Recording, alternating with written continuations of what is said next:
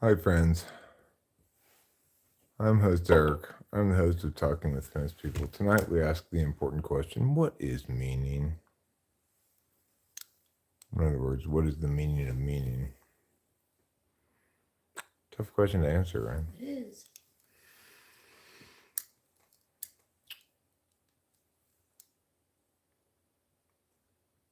I guess we can first distinguish between literal use of the word, such as what is the meaning of the word "mia," versus say, how do you find meaning in your life, which is a non-literal use of the term. So I guess then to address the question, well, you'd have to answer both of those. Now and then they are.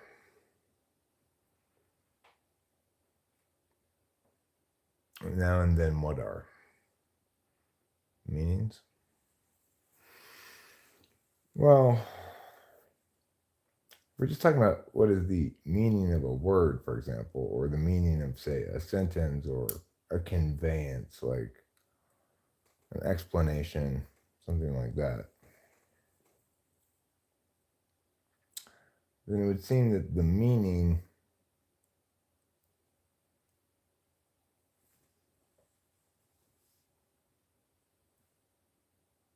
expresses as either understanding, which is to say, knowledge that can be used to do things with, or it expresses as um,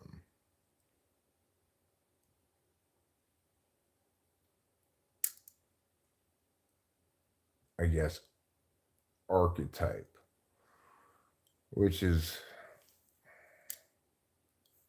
meaning you can't do things with. John Cena, hello. Hello, John Cena. Hi, Sonia Schaefer. Hi, Sonia Schaefer.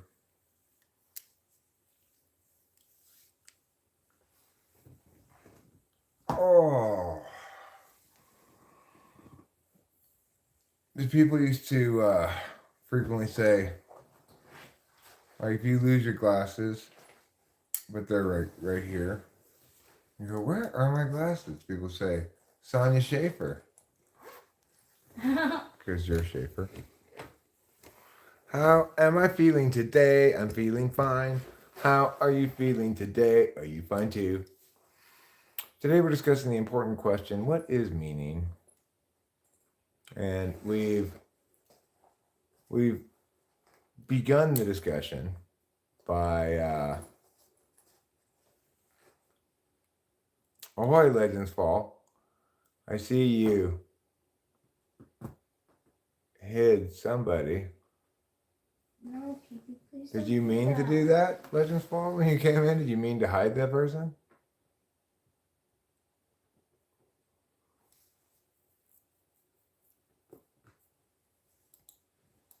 I don't know who that is. Yeah. What did they do? They hadn't even said anything yet, had they? I didn't see.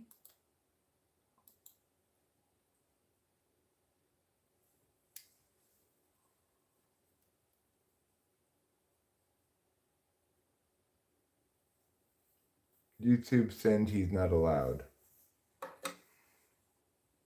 Okay, fine. I don't know what that was all about. Can you explain a little bit? Yeah. Okay, will you stop being so obsessed with me smoking weed, Michael Patrick Bernier? I do other things in life besides just smoke weed, you know. Hello, everyone. Paranormal investigators from the UK. How are you doing? We're doing fine. Rachel and I think are both doing fine. Yeah. And I would say that, oh, thank you, Legends Fall. Oh, yeah. Thank you. Appreciate That it. should be Yeah, hidden. for sure. Definitely for sure. So good job, Legends Fall. Sorry to have even questioned your judgment for a second. I'm sorry that your dog died yesterday, Ramora. Ramara came by earlier to indicate the same sad reality to us. So this is not the first time I've heard of it, nor is it the first time that I've met Miss Enormous Tits. Are any of us into the paranormal? I am quite a bit into the paranormal. I'm not sure if that means I believe in it or not. But I think Rachel is a little bit more willing to believe in a lot of stuff than I am. I am. But there's been enough things to make me kind of wonder, like, okay, well, these things at the very least seem extra normal, if not paranormal, right? Hi, Isaiah Rude. Hi, Isaiah Rude. Yeah, long time no see. VJ, probably would prefer if you not refer to me as sexy, but as a name, if you were chatting among your friends and saying, "Oh my God, that Eric is sexy," fine. But I watch a fair amount of paranormal videos on YouTube. I watch things like Bizarre Bub or whatever it's called. Scary Comps. I watch like Slapped Ham. Watch some stuff on ghosts, but just general like any kind of UFO-y, Sasquatchy, ghosts / skinwalkers, any of that kind of stuff. I'll watch that stuff. I like it. Sometimes I watch it, sometimes I don't. I get creeped out, and then I have like dreams about it. I'm like that with a lot of media, though. Like any media that has like a darker, not necessarily occult, but dark movies and stuff, I can only really watch once because it affects me. Evict Jr., welcome.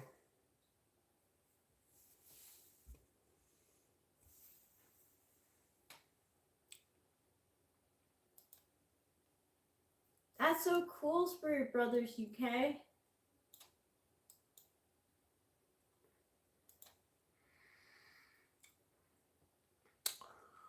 I'd appreciate if you not talk to my wife like that. We're just filming season 4. We have been so fortunate as to capture some amazing stuff. Well, I saw a very interesting video just the other day that was not paranormal, but reminds me of England and spooky-ish stuff. I watched this video of these, I think they were British. In theory, they could be like Scottish or Welsh or Irish. I'm not necessarily going to be able to tell the difference. Anyway, I think they were British people. And they were exploring this old abandoned church and graveyard somewhere in the countryside of England, I guess. And they found this hole in the ground. And it turned out it led to what formerly had been a vault. And I guess a vault was like an underground place where they put human bones and stuff. Anyway, the guy went down in there, and there's like trash and stuff down there, like beer cans and stuff, but there were also bones, human bones. God. Yeah. It was pretty spooky. That is spooky.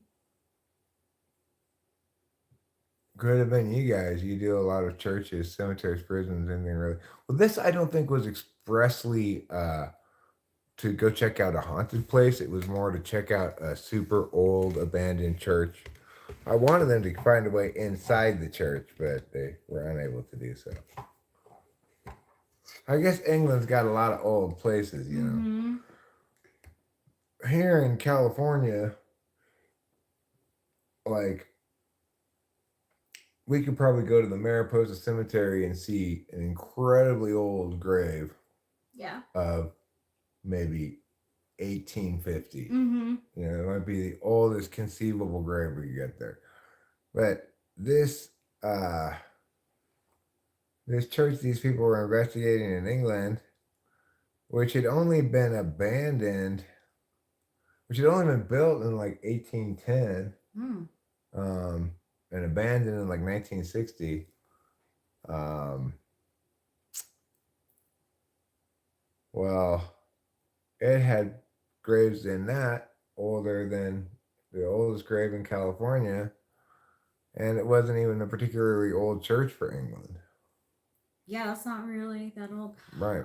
England, you got graves going back to like 1300, probably 1200. Who knows how old? Yeah, I wonder, cause like my dad always mentioned how like England was really bombed a lot, and so like a lot of historical places had to be rebuilt. That was mostly London, but Oh. there's this one famous cathedral place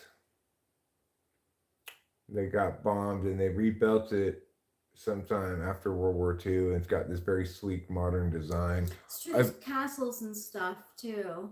I visited that cathedral. I forget what it's called.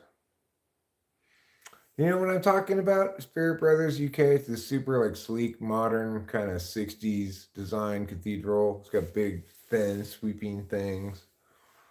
It was like a famous. Well, she's I'm 39. 39 of the asylum.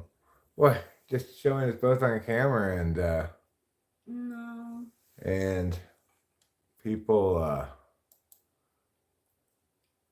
if I just show Rachel on camera, people just immediately start in with the hey hot stuff or whatever, and if I show the two of us, then you know people want to try to pull bullshit. Sometimes when like older women are hitting on you, it makes me feel bad like for them, because like I don't like they're obviously like not getting, But we're together. yeah, so like they're doing their best to like make some moves, but I'm just oblivious, I'm sure. yeah, you're just being nice. I don't think I noticed. Me, it just like makes me like Sad for them. yeah, like oh. Well, you could say, like, shall I do this, my husband? That's true. That would interrupt the. Or something like that. But it doesn't. You can't naturally really make that happen like that. You could say like honey or sweetie or something, but it would just seem kind of forced. Yeah, I don't want to. It's unnecessary because it's not like you take it. I'm just oblivious to it. So I'm not even absolutely convinced this happens. Rachel thinks this happens, but well, just like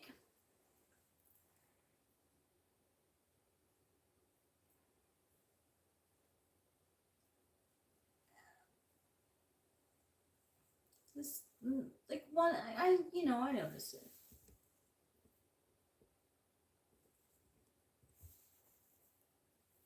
Oh man, I'm so sorry, Isaiah Rude. well, it's probably good that they didn't stay together then, right? Yeah, I'm really glad they didn't stay together. But we are so lucky over here. We have thousands upon thousands of years of history, so we get to film in some pretty old places. Yeah, well, yeah, that's where your spookiness comes from, right? It's pretty spooky. I mean, like Jack the Ripper has history in England, right? Yeah. Halal McRib. What a great name you have. Man, just say that right off the bat. Halal McRib makes me just happy. Yes, halal McRib makes me happy too. So like I'm doing this music challenge, and it's like for 30 days. I'm on day 1, and for day 1 it said pick a song that has a color in it. And I was really, really, really, really torn between Tombstone Gray and this other song, Blue. Blue came first. I thought of it first, so I went with that. But it was not an easy choice. We've actually been married less than 1 year. Yeah. No, I didn't get married at 9 years old. I'm 52.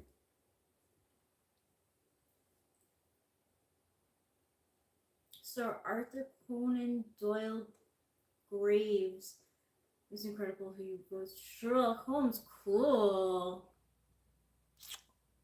Sure, I have Chris Jenga quite a bit. So have I. You know, I got a dozen years or so into this business here of talking with famous people. I spent many of the beginning years trying to figure it out. No, 2 girls, 1 chat. Nope, I don't have to use any sort of Viagra.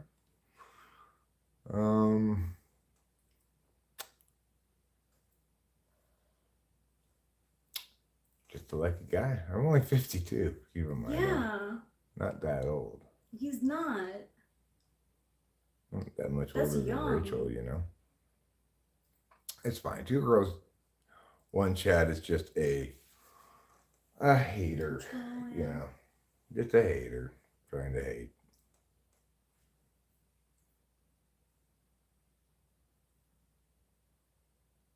Aw, thanks, Spirit Brothers UK. Well, Chris Jenga, good for you. You're 18, and you're at the right place. You're talking to famous people where truth, justice, and the American way prevails in the face of shitty people being shitty. Do you like socionics, Chris Jenga? I like socionics intertype relations. I haven't really studied much of the types through socionics. I should though. I would say this though, Spirit Brothers UK. Some people hate me just right at the gate. They're not hating on anything in particular, right? Like they're not hating me because I'm meower or me, or they just right out the gate just despise me for reasons unclear. This has been true for my whole life. I've had some percentage of, and this may be true for everybody, I don't know, but probably less expressly so for introverts. Hi, Angel Dust. You're a drug I will not do. Why? Well, because, you know, there was some rules we made back in the day a long time ago, me and my friend did, which included no PCP and no needles.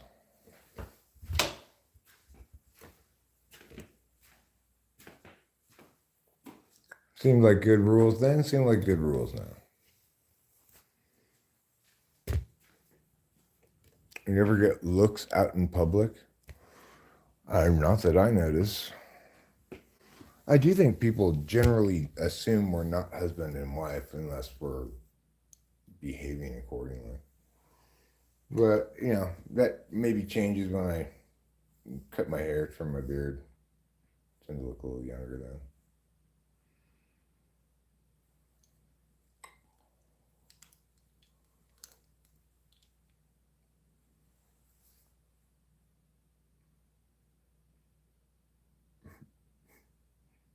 No, or you in a cult? What makes you think I'm in a cult? Like, what possible indication of that could you possibly have?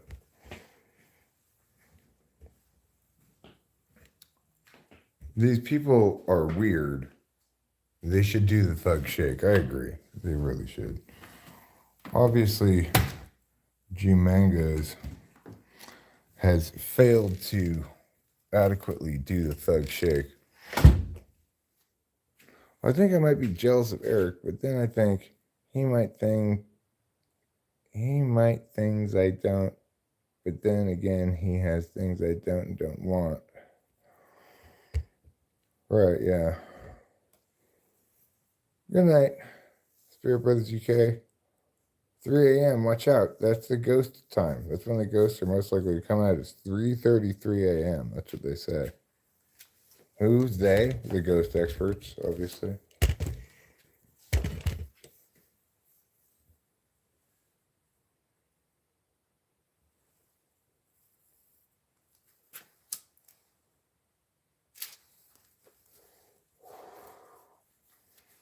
Now, according to some people, 3:33 a.m. is the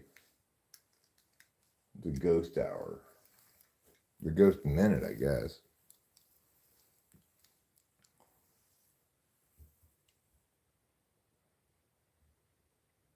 Go on, G-Mangos. Get on with it so I can hurry up and hide you. Say your ridiculously offensive thing, whatever it's going to be, so I can just go ahead and hide you. Since you're an ENTP, is it the case that you troll a lot, Eric? No, I don't troll a lot. I don't troll at all. Maybe I did when I was young. I mean, I definitely did when I was younger. When I was young, I trolled. Like, I remember playing the very first Diablo, trolling people on that a lot.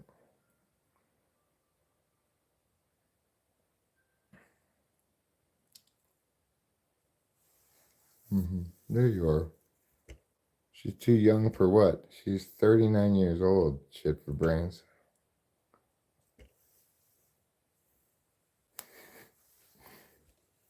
I don't know. Too young for the senior citizen discount? True. So am I.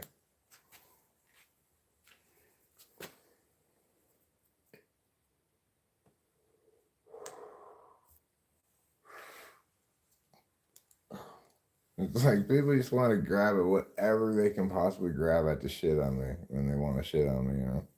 There's nothing good for them to grab at, so they grab at whatever. Welcome back to another episode of me shitting my sheets off. Oh, wait, that doesn't say shitting. That would have two T's. Shutting my sheets off? Shotting my sheets off? I don't know. Either you can't spell shitting or it's a different word. You tell me. Yeah, it don't matter. It's either my this or my that. They'll grab it, whatever. Well, Jonah Cook, that's because obviously you need to bathe.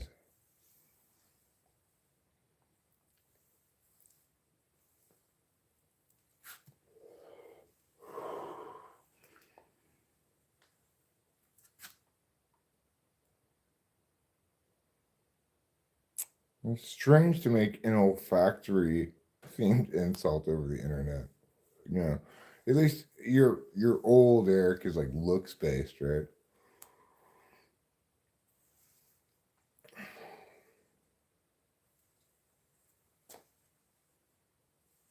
Reminds me of Weapon of Choice by Fatboy Slim. You can go with this or you can go with that. Look here, old man, says the circus inside chat. I'm looking here, circus inside chat. What do you have to show me? Look here, old man. What are you possibly going to say that you think is going to be effective? How'd you like a roundhouse?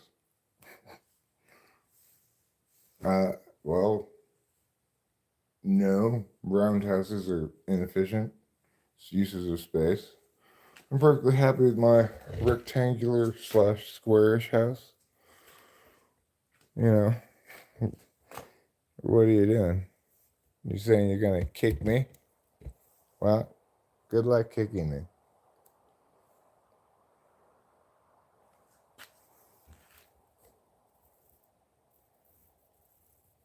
Oh yeah, that's right. Isaiah, rude to have you as an ENTP friend.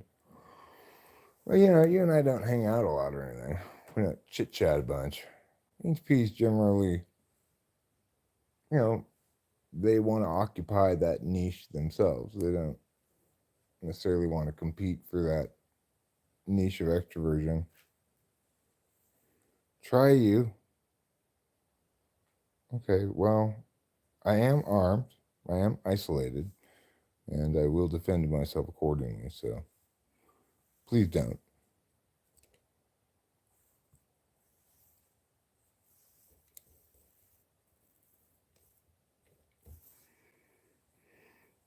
Yeah, threats. Great. That's really helpful. I appreciate that.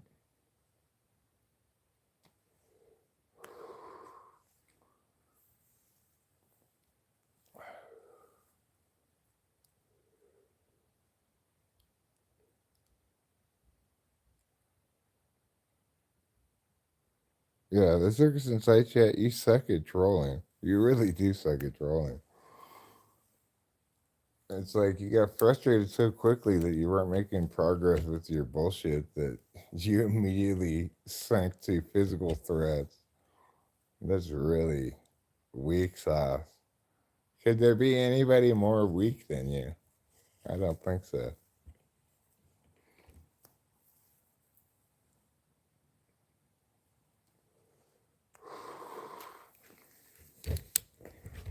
Weakness, weakness, I was only joking when I said I had something inside of that man. Anyway, now I know how Joan of Arc felt. Anytime I have to talk about something or need advice, however, Eric never hesitates to help me. My gratitude constitutes our friendship in my eyes. Oh yeah, I'm not saying we're not friends. I'm just saying he didn't immediately come to mind as a real life ENTP friend because, you know, I don't really have that many friends, really. I've got you guys around the channel, and we've got Rachel, and, I've got Dave Porter. I guess I'm kind of done with Corey at this point. I don't know what to do with him. So. It's funny, I was thinking about him today. Yeah, well. Because I was like, like I remember when he came here and he, I don't know, we had told him that he could come here if, anything happened to him, but, it never materialized. I knew it wouldn't. He's free from her clutches for a week, back in her clutches for forever. All right, kitty. We will watch you eat. Here comes Capio. Okay, Capio. You want to go outside? Is Choco wet? No. He's just kind of unkempt.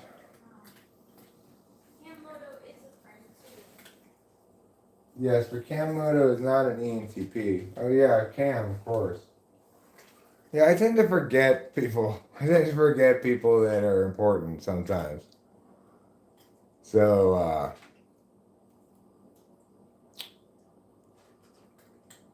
yeah, I've got Cameron, I've got Dave.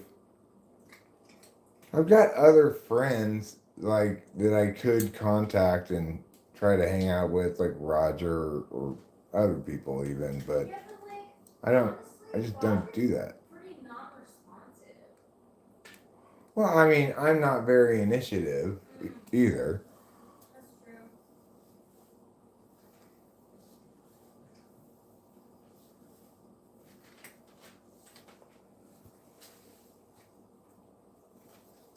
Yeah, I mean, the friend I probably hung out with the most by far was Cameron.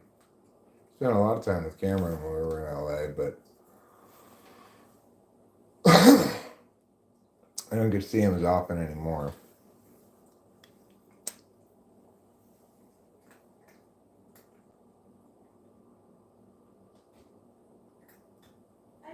Isaiah, really, that's important.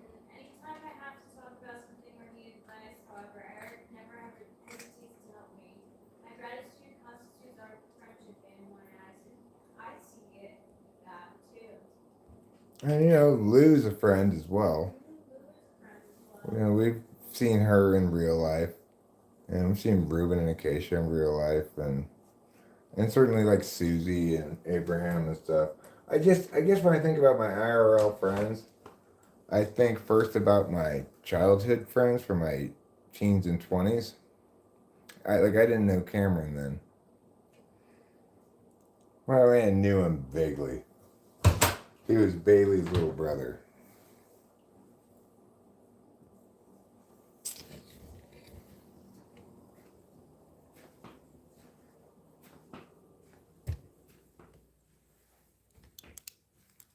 I've got friends from like college, like Will. I mean, he's my only friend from college, really. Got little friends that I don't talk to anymore, like Chris and Morrow, Alvarino. You know, it's easy to lose track of all these various people that you just aren't really in contact with anymore, even though nothing ever really happened to make you stop being in contact. You know, like, it just, I just didn't find those people necessarily that compelling, you know? Yeah, I do know. I door slammed my friends.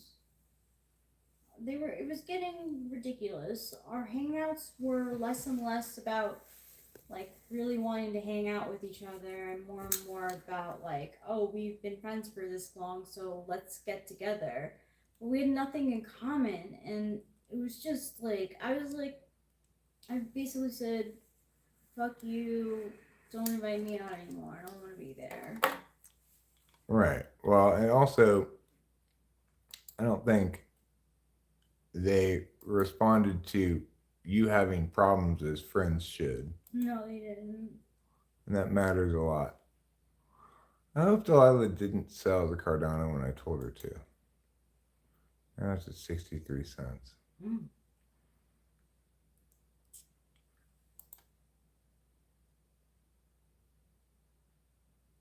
Well, we're looking to get more rain tomorrow evening into Wednesday, but that's about it. I think the storm will end up having produced somewhat less less total rain than anticipated, but we did get a lot of, oh yeah, Jeffrey's mom, Yeah, Jeffrey's dad, Chawa and Hui. Um, you know, that relationship can be a little contentious sometimes because Jeffrey's mom's NI polar sometimes hits me in the wrong spots, you know? Mm-hmm. Sometimes it's too fundamentally invalidating to what I'm saying and how I am, which is I'm a person who values NI, you know, and who wants to be asked a question, to give an answer, and have that answer understood for what it is, and not try to be okay. But can we have it round, but also have a little bit of square to it and a little triangle? Mm-hmm. Yes. No, I just be one shape already, right? So that kind of stuff kind of drives me crazy.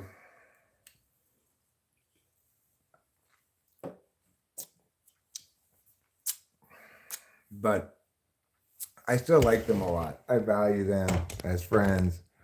Uh, I don't know how much we're going to be able to value them as friends because I don't think they're going to stay married. She's been pretty open about that. They're probably in till the end of the kids being at home, and then it's going to be Splitsville, I think, which is not that uncommon. You know, people get married too young.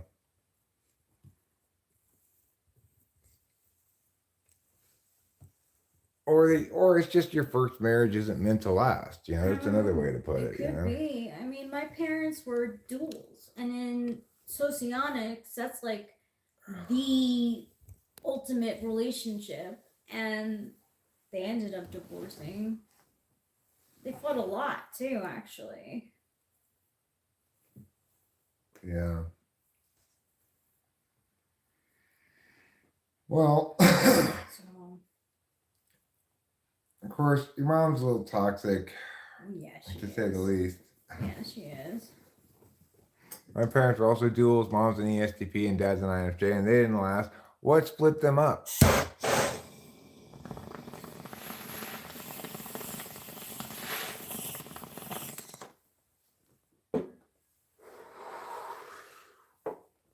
What do you think was it that split them up? Oh, dad cheated. Well, What's up with INFJs and fucking doing that shit? Like,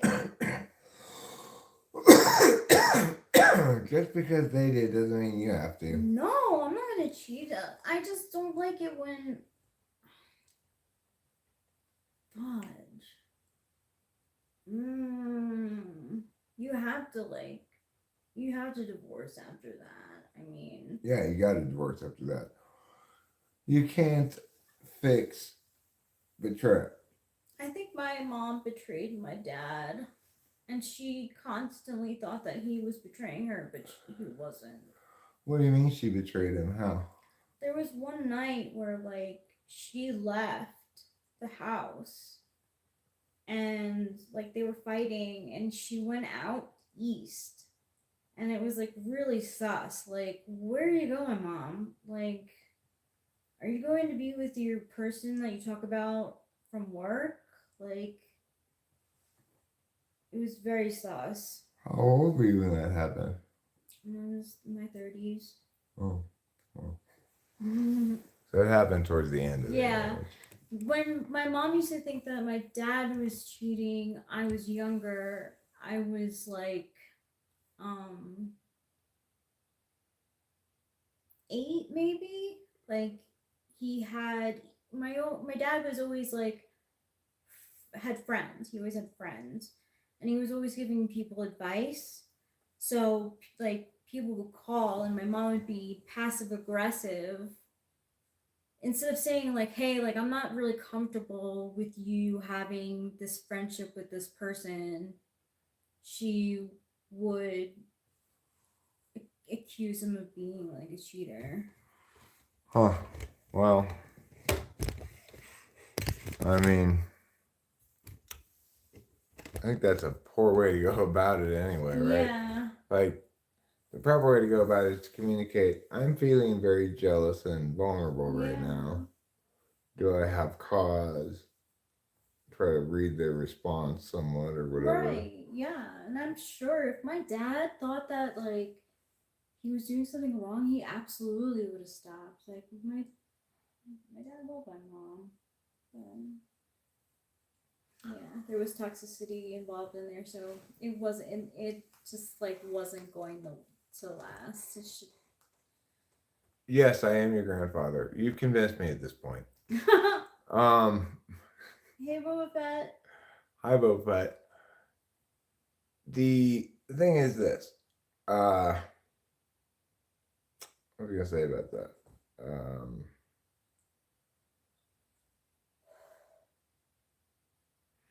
Like, I think there's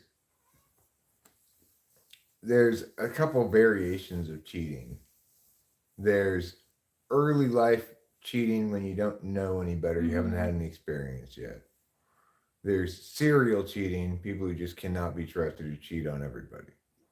There's end of relationship cheating, either as a way to end the relationship or because things have gotten so shitty that one party just says like, fuck it, I'm gonna cheat. You know, not that that's acceptable at all. None of these things are acceptable, don't get me wrong.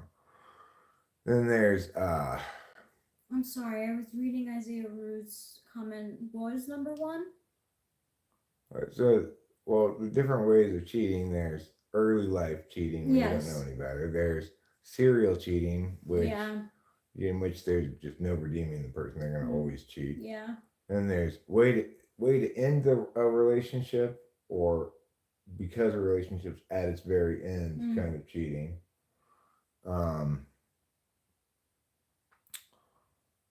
And there's the you've been cheated on, so you cheat. That kind of goes along with the young, I guess. well, I mean, get back cheating is the least bad of all cheating. So, like, if you've already been cheated on in a relationship and then you cheat on the person, yeah, that's the form that I took. then that's just, it's still like, just leave the relationship. Right? I should have. Yeah, I know, of course, but you were young. You know. I was, and I didn't. Oh man, Well, the thing is, betrayal's obviously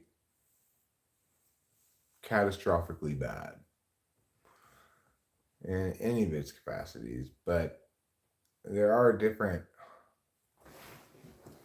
strains of cheating. I'll get you food, Pee-Pee.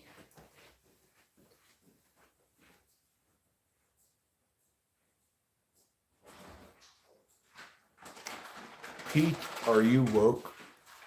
Am I Pete, CJ Johnson? I don't believe I'm Pete, but maybe I am. Am I woke? I'm correct about everything. So that means, of course, I cannot be described by simplistic labels like that. Go for it, Pee-Pee.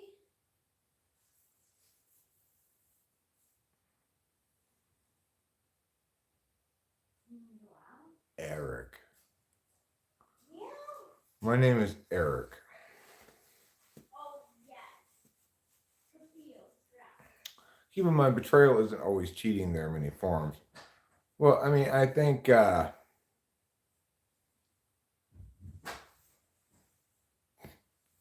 stands for people. Like, you can betray. Betrayal comes in the form of, like, let's say you're sharing secrets with people other than your significant other that you don't share with your significant other. That's definitely a serious form of betrayal. Yeah, that fucking is, yo. Okay, can I talk about a past relationship? Oh, sure. You do that. I'm gonna go outside and smoke a cigarette. So,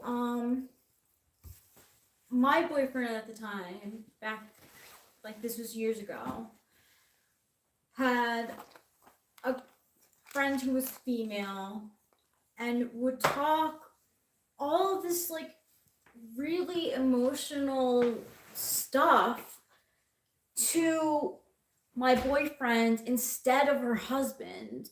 And I was like, I told my boyfriend, I'm like, that's not like normal behavior. That's not like, that's not something that's okay. Like, she should be talking to her husband about this stuff, not to you. It's not good. It's not good for, you don't want to be sharing certain stuff and not telling your partner and sharing it with, like, another person.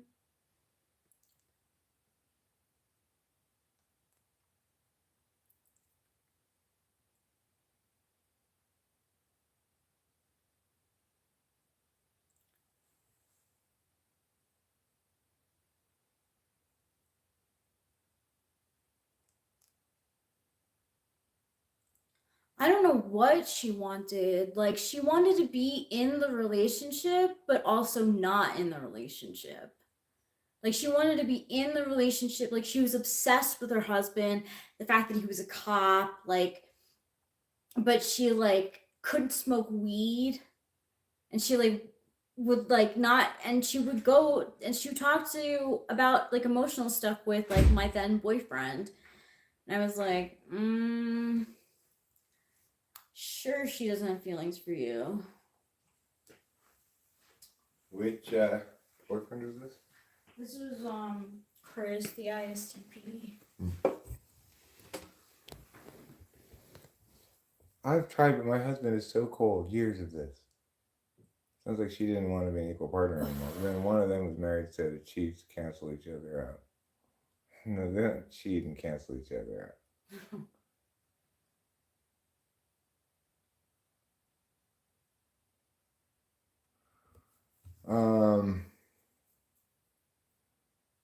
I mean, Michelle Way, I would say just in general, it's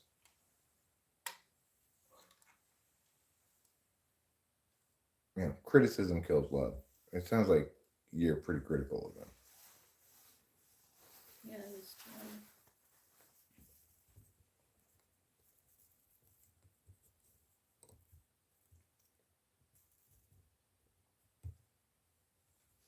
I mean, it's possible he doesn't feel safe with you at all, you know. So accordingly, he's not going to be very um, emotionally open. If he knows he's subject to your disdain, he's definitely not. Oh, that is so. Talk about walking on eggshells. Yeah, I've been in a relationship where I've felt the disdain of the other prior to this one. It it completely shuts you down. What are, what are my thoughts on antinatalism? I don't know what antinatalism. Me neither.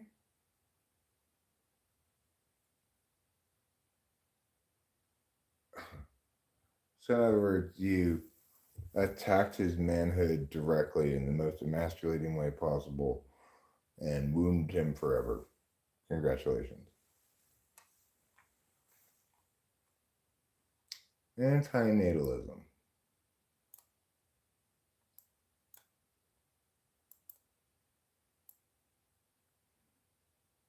I mean, it's like you, you either don't get with the guy um, for that reason, or decide it doesn't matter to you. Don't try to split the difference and fix him, for fuck's sake.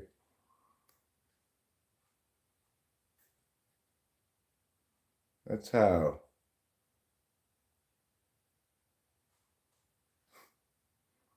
I mean, I only know what you just told me, Michelle, right?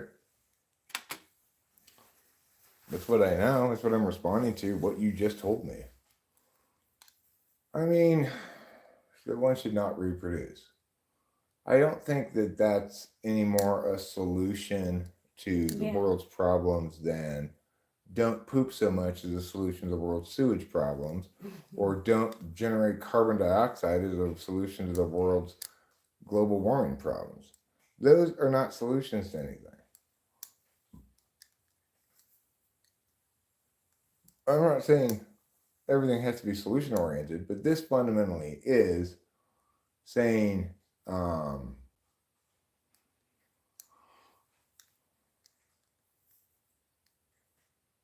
don't really understand the suffering. okay, well, what you're saying is that everybody has a better life when there are fewer total people because overpopulation strains, resource allotments, and stuff like that.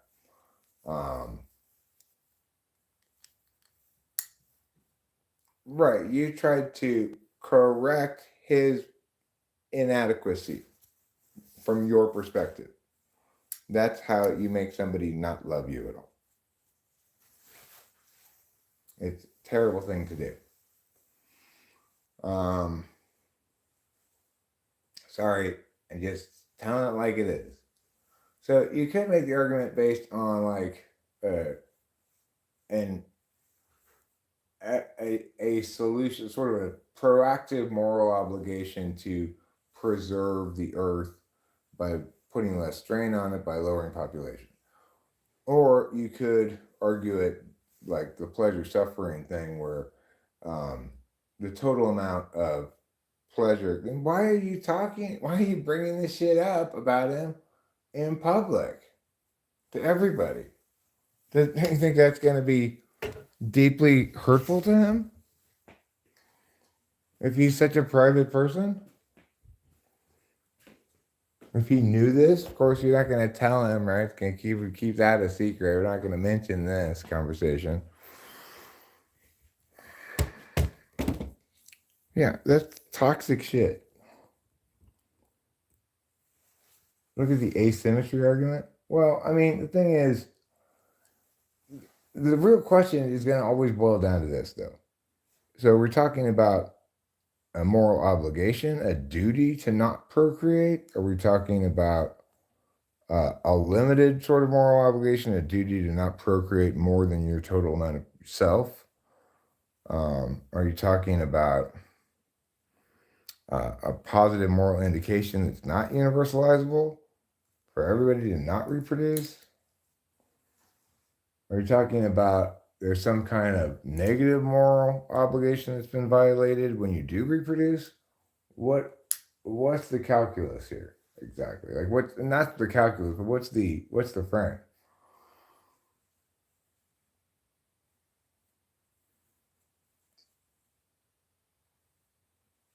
Oh, okay. Well, sure, that's fine. If because more suffering exists in the world when there's a greater population, on balance, and because the absence of pleasure is not a, a harm in the way that suffering is a harm, then it's sort of mathematically necessarily the case that the smaller the population, the higher the pleasure suffering ratio, right? But because you can eliminate suffering and get a presumably like positive points, but you can't um, get positive points from losing pleasure, right? That's just like a little word trick, really. Um, it's not a reason to affirm the notion as some kind of an obligation. Regardless, why would that obligate anybody to anything? Even if it's the case, why should that be our primary obligation to maximize the species pleasure suffering ratio? Like where does that become our primary obligation? And if you're trying to evaluate the choice to reproduce in a vacuum, well, I mean, in any given instance, an individual will likely be, even if they agree with that principle, will be sacrificing, may suffer very much in the absence of a child that would give them pleasure and that they want to have, right?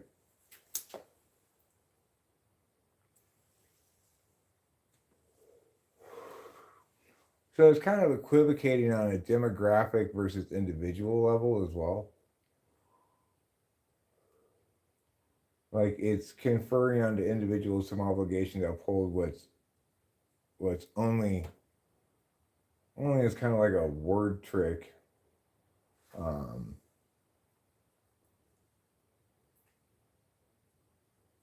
Purportedly a universal truth for good for the species.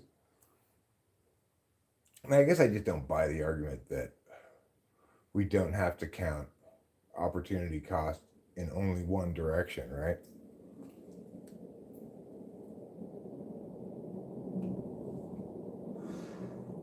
It just seems arbitrary to me.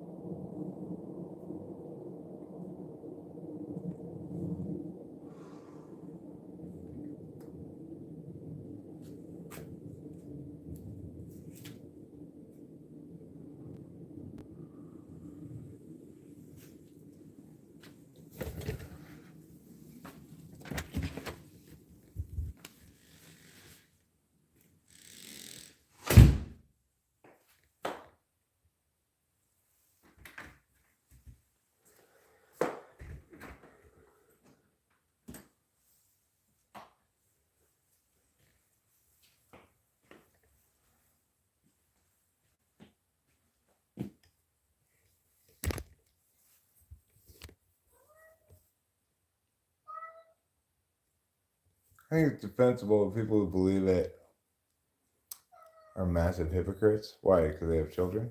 Or because they are children? Because they were children.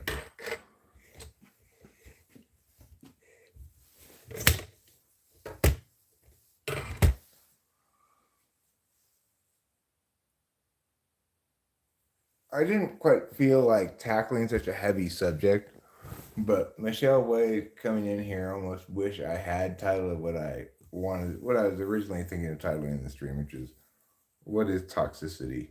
Hmm. Um, it's like if I knew Rachel was chatting somewhere on some stream Yeah. about my sexual inadequacy in secret and I caught her doing it, I would probably leave her. It would be that substantial a betrayal, you know? Because it would mean like everything's a lie, you know, for one thing. But that's not necessarily the case with Michelle, but that's so incredibly toxic. I've been subject to that kind of victimization in my previous relationship, so it really triggers me, you know.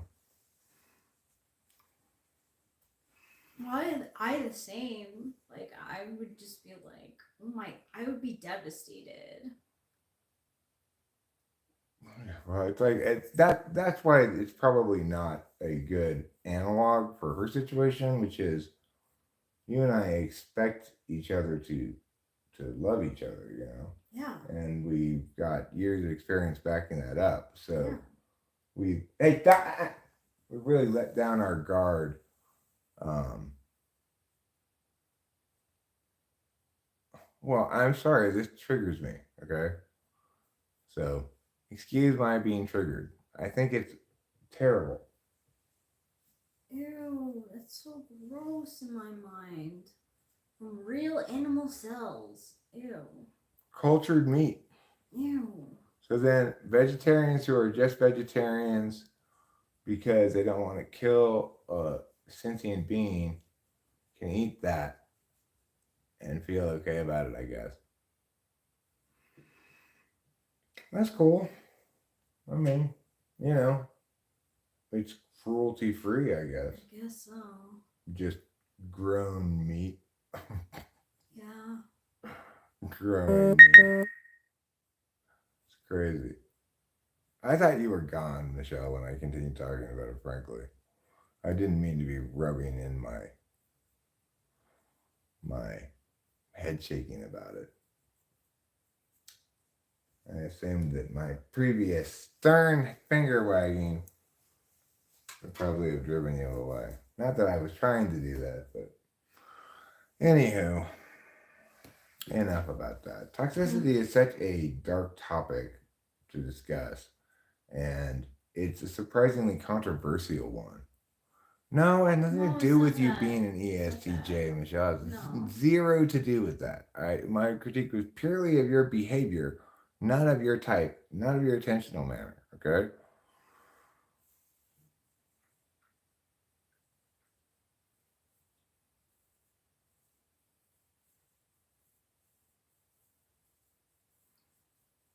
Like I said, I have my own experience with being emasculated in that way by a previous partner. So it's triggering to me. And you know, in my current relationship and in previous relationships, I I apparently never learned, but should have learned that like that's not how decent people treat each other, you know. F bipolar.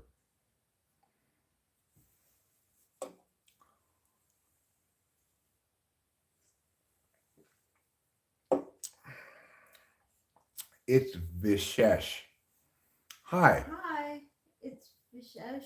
What's up? Not a whole heck of a lot. Right now we're just talking about a somewhat dark topic, but What are you looking at, Pee? I think a worthwhile one to discuss. I'm not trying to condemn any human being, okay, in this particular conversation anyway. But I am expressing my own understanding of horror that one can endure in a toxic relationship. And that links not only to my own previous experience, my understanding of Rachel's previous experience. It also links to my understanding of Corey and his experience. Hurt people hurt people. Yeah. That's what it boils down to.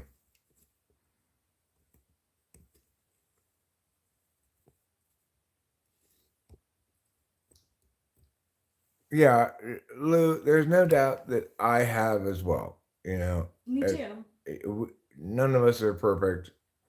I'm not meaning to condemn any human being. I do think it's worthwhile to draw clear, bright lines where they ought to be drawn, and to not fall into the mistake of thinking that because these things are operational definition resistant, that we can't articulate at least some kinds of behaviors that are always bad.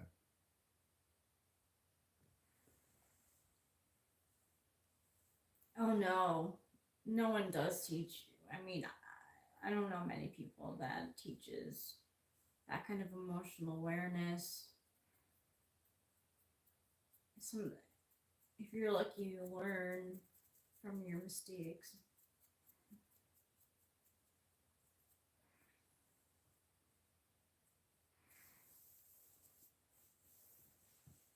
Right. Well, that's an example of toxic light behavior. You know, it's displacement, right? So Jeremiah Fix says the following, and it's a good example. If the grocery bills cost more than she likes, she gets mad about the roof and starts being passive aggressive about washing clothes and cleaning everything. And at the core, it's just she's she feels upset but does not acknowledge that affects her. Yeah, that's my mom. So yeah, that's displacement right there is what that's called. When you interact with a person, you don't engage with their entire self. You also don't engage with humanity. Both frames, bottom up and top down, don't reach the middle. I mean, I think you and I are basically on the same page about these arguments, money. We have somewhat different justifications for why we dismiss them, but I mean, the bottom line is they need to say what it is that they're establishing here. Are they establishing that it's a positive moral obligation or a negative moral prohibition? Is there a prohibition against reproducing or an obligation to not reproduce? It makes a difference, right? As to how it's justified.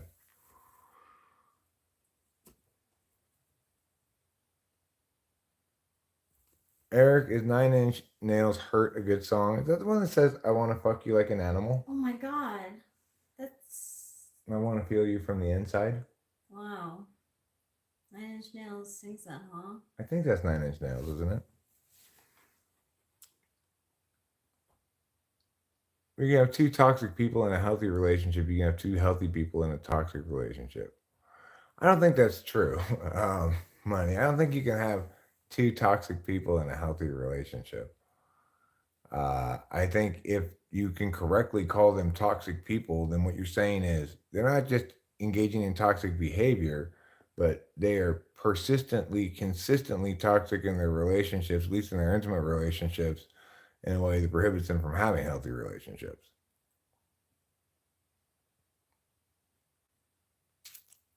Eric, your code switching between natalism and toxicity is very fluid and suave. I'm not sure exactly what you mean by code switching there, but if you mean segueing, thanks. I appreciate it. Um, Fundamental character qualities and interpersonal dynamics aren't as intimately tied as people claim. Well, I think generally they're not, right? But there are toxic people, and such people, in my opinion, the definition of what comprises toxicity is that they are unable to engage in a healthy relationship without hurting the people that they're closest to.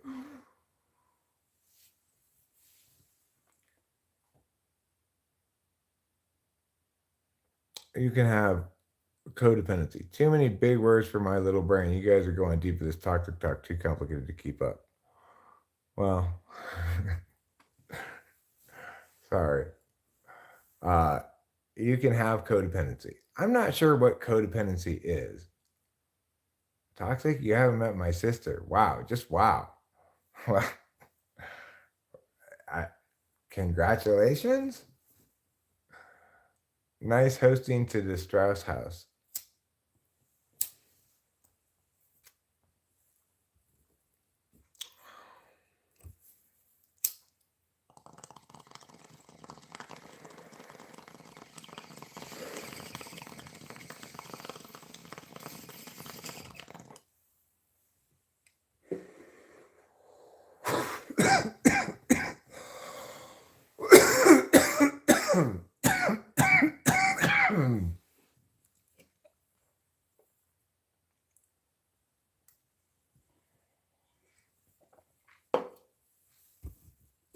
So basically, I just think, to summarize a bit, there needs to be made a distinction between toxic behavior that non-toxic people can learn to avoid potentially. Even light toxic stuff like using a lot of always and never when talking to your partner, like you always, you never, meow, meow, meow, right?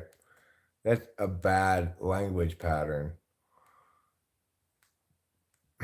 Yeah, it's an excellent way to put it, Money. Oh my God. Hijacking the instinct to be fair. That's exactly what toxicity expresses as a lot of times. Is hijacking of the instinct to be fair. They will take advantage of your desire to be fair. Mm-hmm. Just the switch flipping between two distinct topic lines of thinking.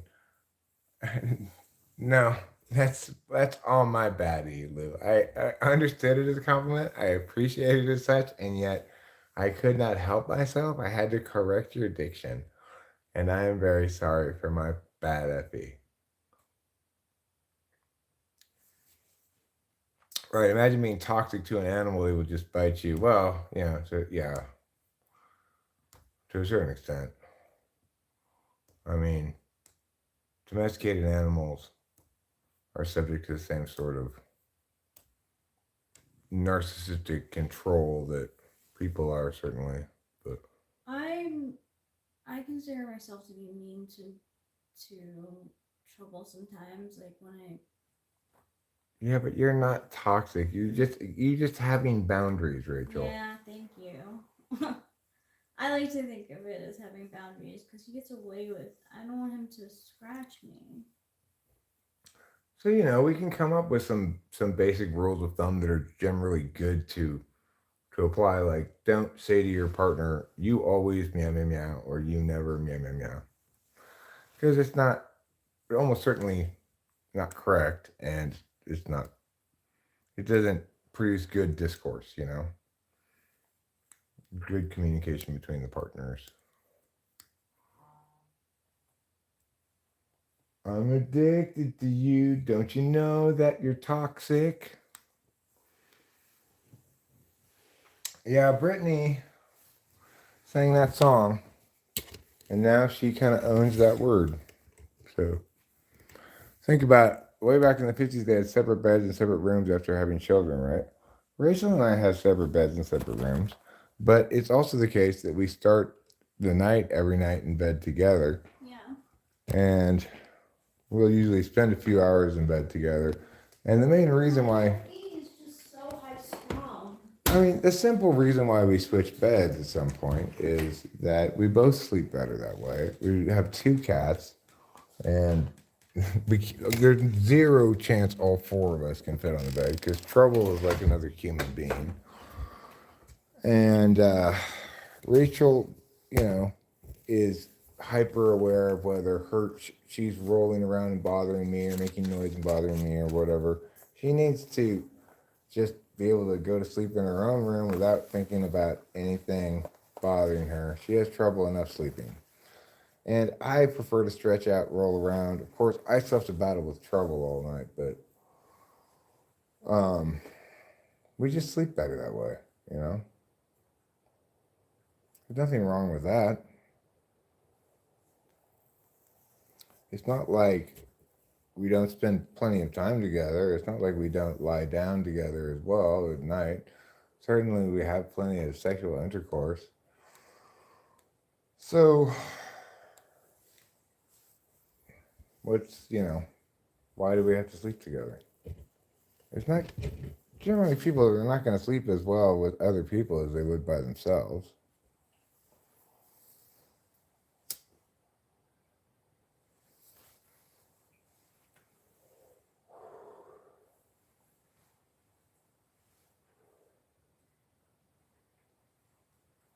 But I don't think the kind of often emotionally distant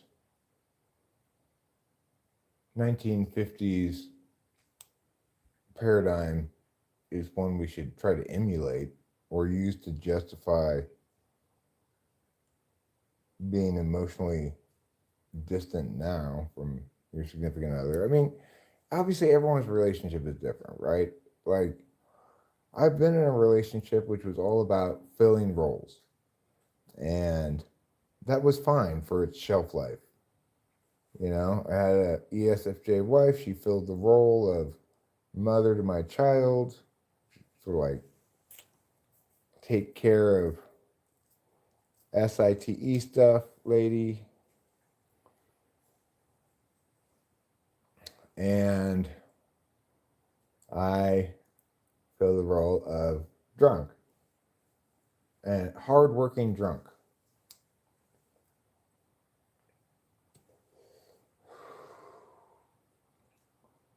Like, I had a career, I was high achieving, worked all the time, but also when I got home, I was a drunk. So that relationship was fine for what it was. It was fine for that time period. It was as good a relationship as I was going to get, given the context, given my own requirements, my own inadequacies as a partner, given a bunch of things, right? It was a good, healthy relationship. It just had a distinct shelf life. It's not a soulmate kind of a thing. Would it be better if we all got with our soulmates right out the gate? Maybe not. I mean, you just get the sense that if people get with their soulmates too young, that one or the other of them is going to fuck it up at some point. I don't think Rachel or I are going to fuck up this relationship. We're old enough, wise enough, have gone through enough shit. This is a very SI frame of reference here, but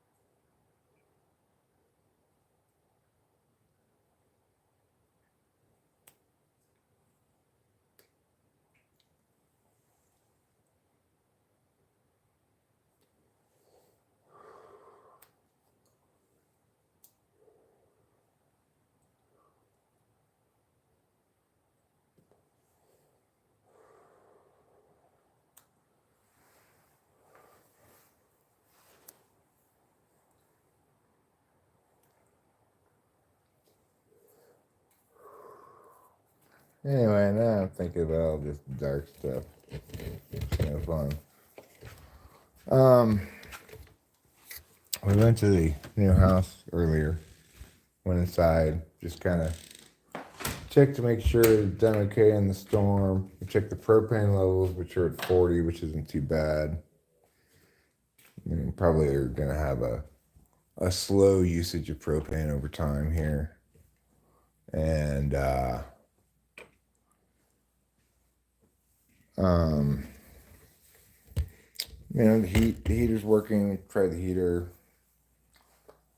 We tried these things before, but I just wanted to make sure everything came through the storm fine, and that the power got connected and under our name fine, which it did. It is with the pole. Okay, corrosion rot sets in. Yeah, well, sometimes relationships do, and that's why I'm saying, you know, it may not be a great idea to get with your soulmate right off the bat. All right, here's a poll.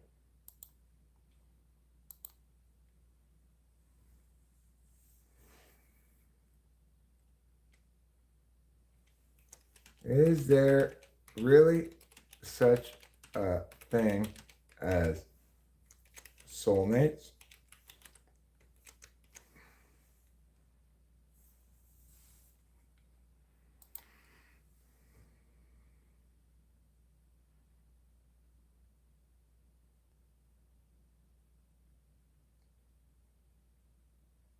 So we'll see what people think about that.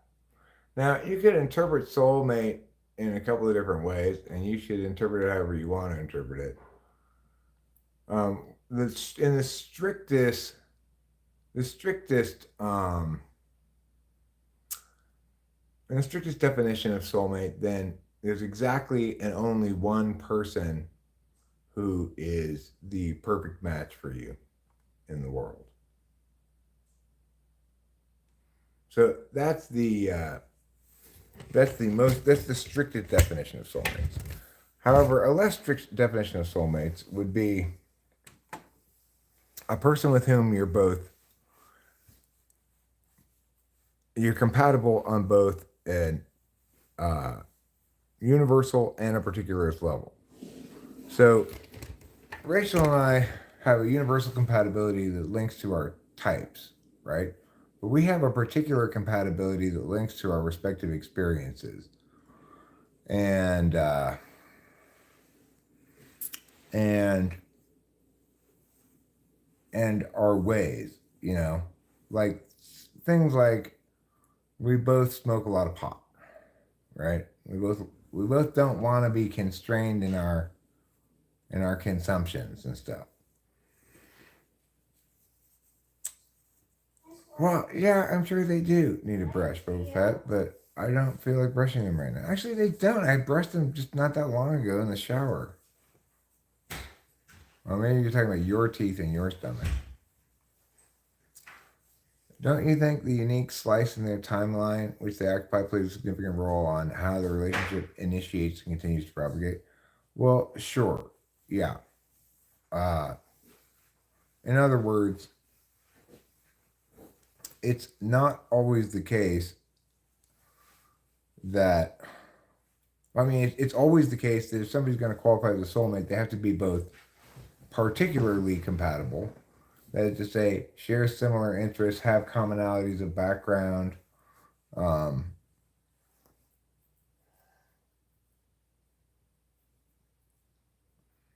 commonalities of perspective, whatever, and also be compatible on a personality level.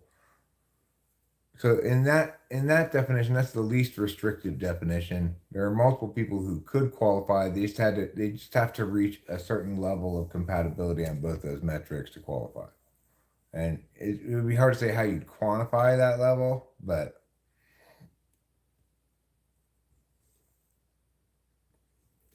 yours are great now. Your sexy dentist worked her magic. Well, I'll have to get a dentist to work some magic as well.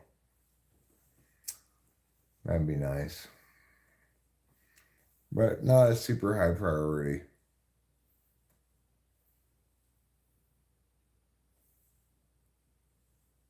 Most of us have a few soulmates. And the other thing is, I don't I don't think a soulmate necessarily has to be romantic, you know. I felt an equivalent level of connection with Corey for a long time. I I don't anymore. He's been broken. It takes two to tango, you know. But I don't want that to happen to us. okay, well, as I mentioned before, Rachel, to avoid that, try to not spend decades with a BPD wife Oh God. relentlessly criticizing and abusing you. You think you can avoid that? Yeah. Well, then we should be fine. You saw how hard I fought for Corey, even though it was entirely one sided.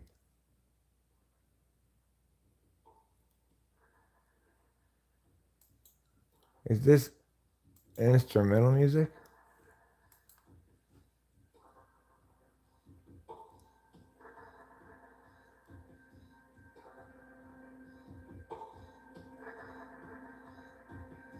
Okay, it's getting louder.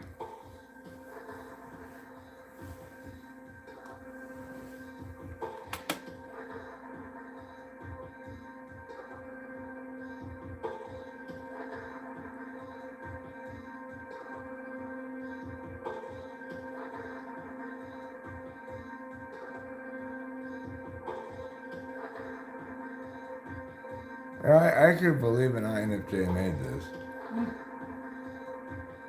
It sounds a little LCD sound system, like the really stuff. I'm so nervous. Why? Because, like, I want it to be, like, I know I'm gonna think I'm nervous. I just have idealistic expectations for fucking SUV sound system. And you're worried that I'm going to be bored? At times. That's fine. It's not all their songs. I mean, all their songs are rave songs, but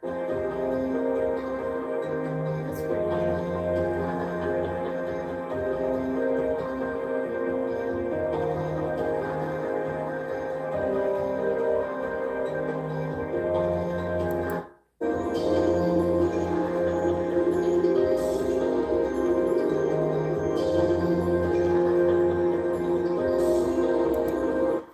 Well, it's a little atmospheric for my tastes, but you know, not bad.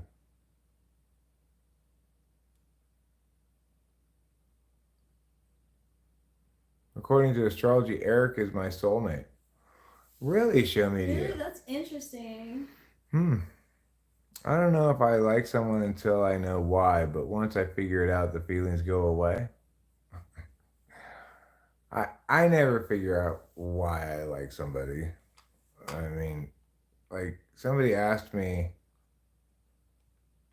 like here on a stream, I don't know, a month or two ago, what do you love about Rachel? And I was like, wha-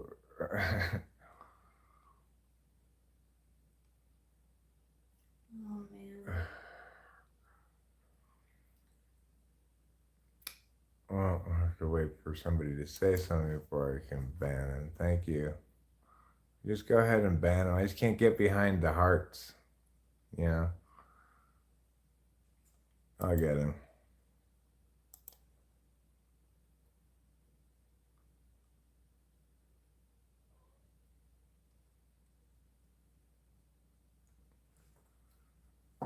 So, anyway, um,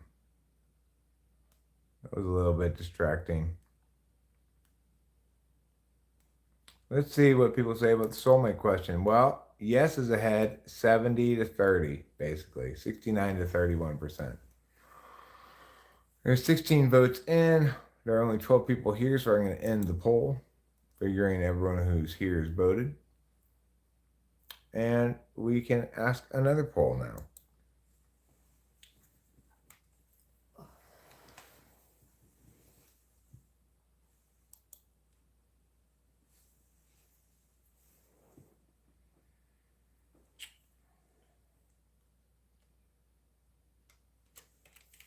What's better?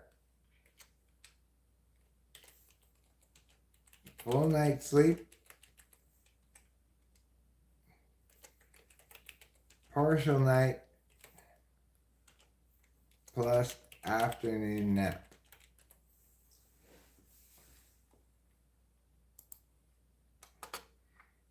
Those are your two choices. You get the total same number of hours either way, okay? You get the same total number of hours. Rachel is my twin flame. You're just a fun karmic that's helping her grow. That's funny. That's all like stuff that I look at. Is Eric secretly Norwegian?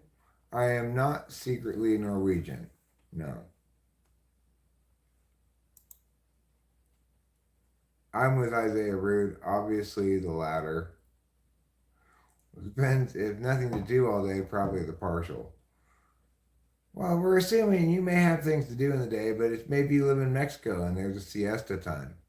You know, after lunch, before dinner, siesta time.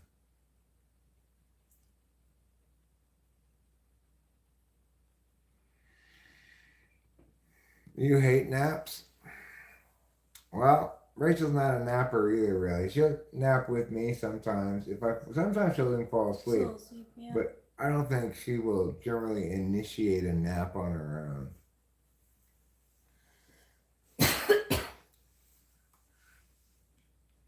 With 11 votes in, full night's sleep is winning by almost a 3/4. Well, let's see. Actually a little bit more than, no. Almost a 3-to-1 ratio. Not quite. I think 2.5-to-1 ratio. I think show me to ask, is there such a thing as asshole mates? I think there is. I think me and my friends from like late high school into like mid-20s were asshole mates. I was always nice, but like they weren't always nice. We were nice to each other, but yeah. Some of the time. Yeah. Okay, well, if you want to get your vote in on the sleep question, get it in now because it's about to wake up. Asshole mates is real. Yeah. That's your natural enemy, your nemesis. Your asshole mate? Yeah. Think? Do you think? Or do you think it means like it's somebody with whom you two together be assholes? Yeah, that's how I take it. Oh, okay. So like a roommate in that sense. All right. Well, however you mean it.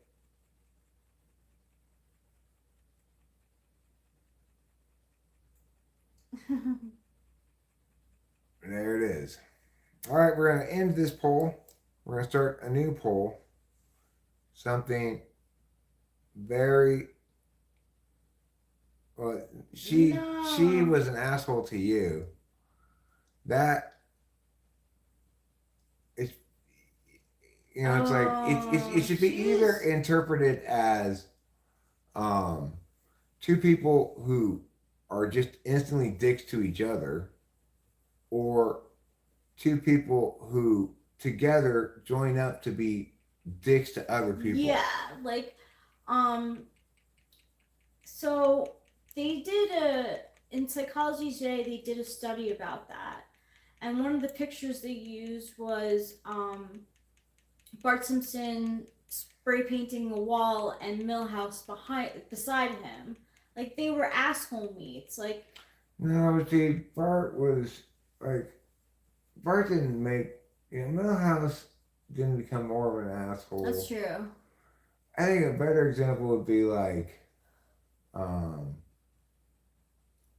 Leonardo DiCaprio and Tobey Maguire. Oh, yeah. That is a good example. That's a really good example. Anarchy Television has 2 eyeballs and is looking with both of them. Unlike Lou's one-eyed squirrel.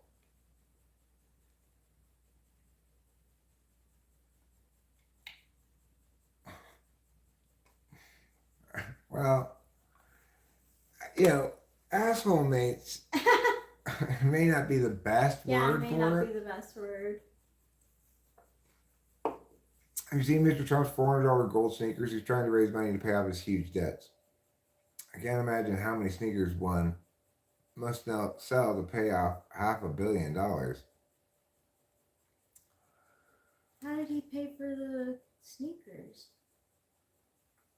Why did he pay for the sneakers if he owes more? Oh, I think he made that as a product to sell. Oh. Like Trump brand $400 gold sneakers. Oh.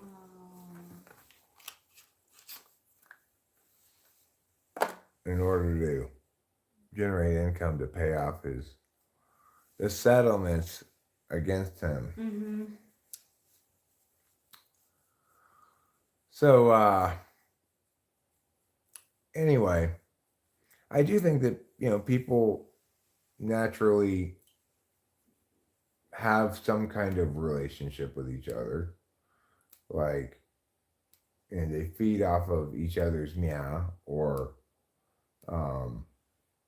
appreciate each other's meow or some combination of a variety of things like that.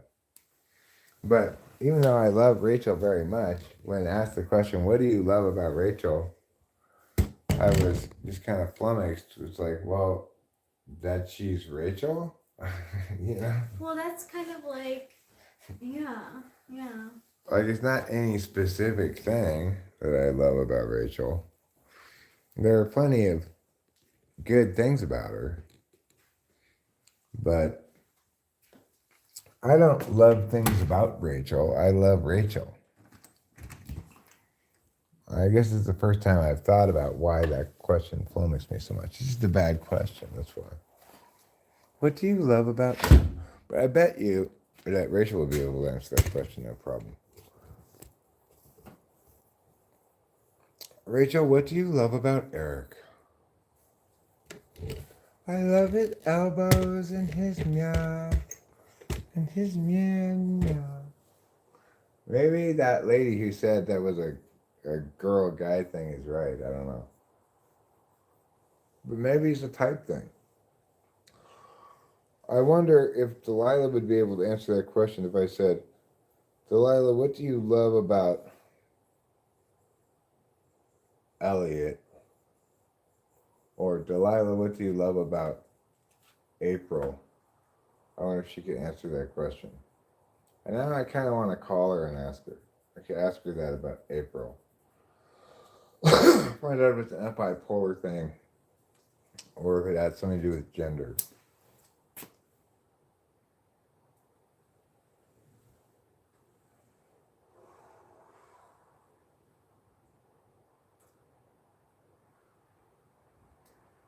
Let's try this experiment when we go inside.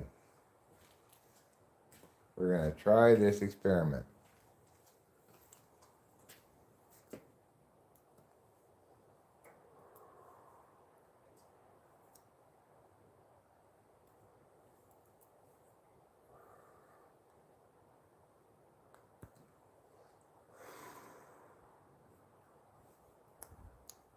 Let's go see.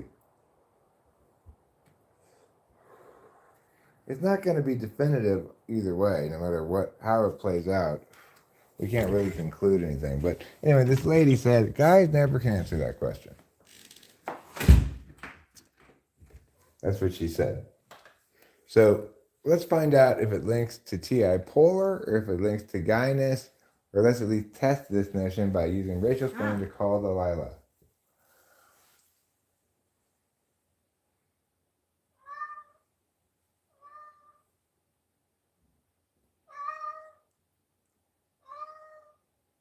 What do you want? Let's rewatch it again.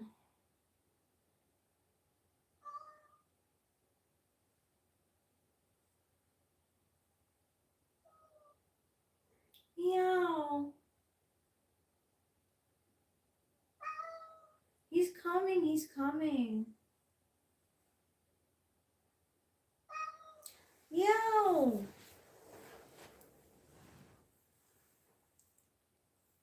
Is it ringing? Yeah. Hey, Delilah. Hey, listen, I'm streaming right now. I want to do a quick experiment question on you. Can I put you on speaker? Okay. So the question is this: what do you love about your friend April, or you can replace that with somebody else if you want? What do I love about her? Yeah. Is this like I can answer however I want? Like it's not like a one word. Yeah. Answer however you want. Yeah. I'd say we get each other. She's funny. We have like the same perspective on enough things that make it extremely easy to talk to her and get along with her, but not enough things that make it that she's just another Delilah. If that makes sense. Okay. Yeah. We're similar, but we have enough differences that keep it interesting. She's very kind, funny. I think we get each other is the best way to describe it. Okay. So that's an interesting answer because half of your answer, most of your answer is not what you love about April, but why you guys have such a close relationship. And Yeah, that's a good point, huh? but then two things you said that she's funny and nice, which sort of seems like afterthoughts. Those are things about her.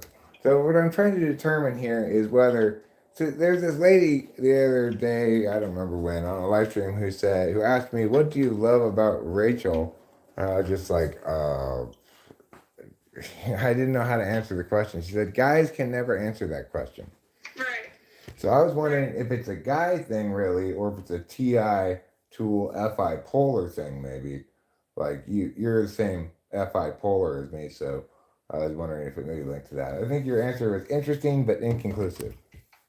Yeah, I think so too. Because it's tough for me to really answer that question. Like, because when it's like, if you just want me to answer like why I love her as a person, it's all very much too intertwined with why she and I are so close for me to like not have it like in the same. Like things about her that I love about her, just like specific to her. Like it's hard for me to distinguish between those things and the reasons why we're so close, if that makes sense. Right, sure. It basically what you're saying is you can't think of it in terms of attributes without doing some kind of process analysis, which Yeah. I feel you entirely because otherwise you're not talking about anything that's concretely defined enough or whatever, and it's Right. yeah, right. Right, exactly, yeah. But yeah, I mean, I'm sure if you gave me a long time to think about it and maybe some clearer parameters, I'd be able to tell you, or clearer instructions. I'd be No, able to tell you. I think clear parameters was the right word. I purposely didn't give you any of the parameters because I didn't want you to be influenced by foreknowledge. Right, that makes sense. That Uh, makes sense. um. Okay, so thank you for participating in this experiment. Bye, Yeah, Delilah. no problem. Thanks for coming. All right, love you. Okay, love you too. Bye. Bye. Well, that was fun. That was fun. That was interesting. She's delightful as always. I heard her tip tap a tipping in the background on her computer keyboard, probably playing a computer game of some sort. I can speak in universals, she's kind, blah blah, stuff like that. Exactly. Or if you want this kind of answer, she's funny, she's kind.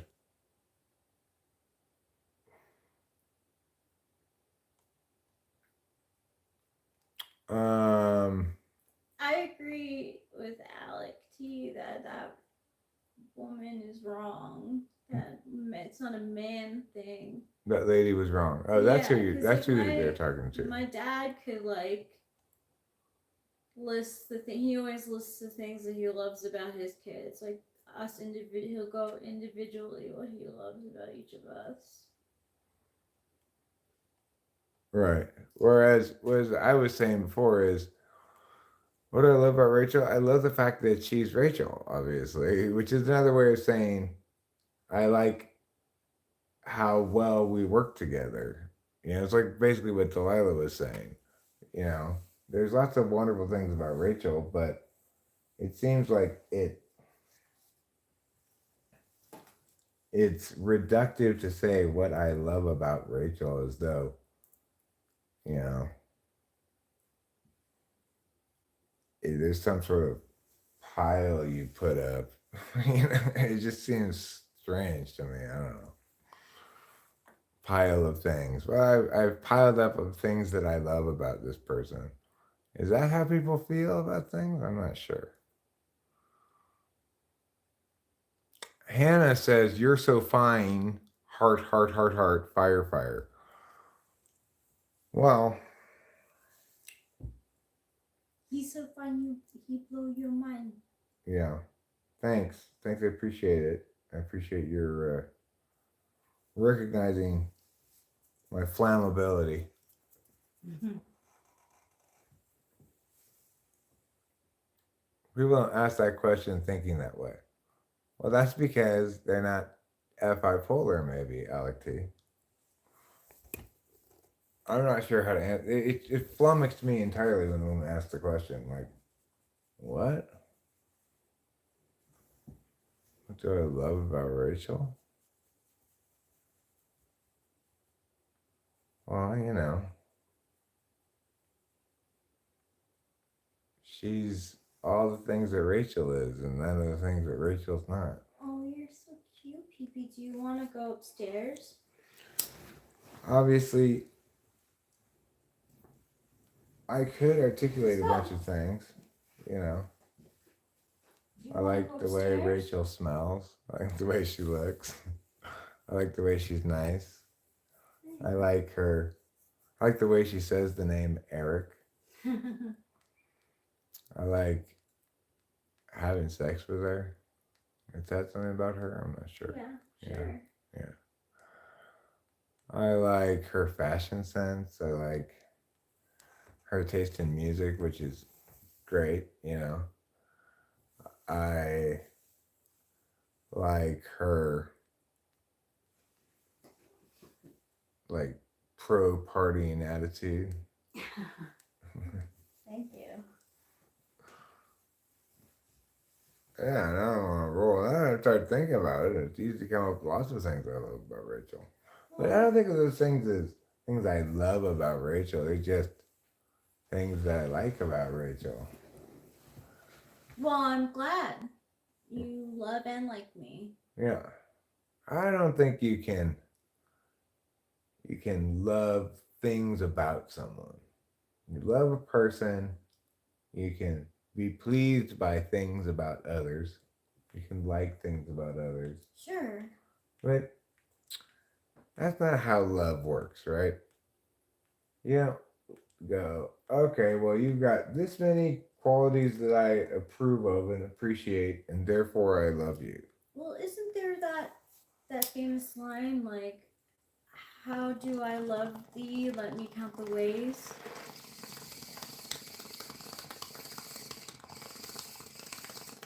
Yes, that was Shakespeare. But it turned out there was only 3 ways.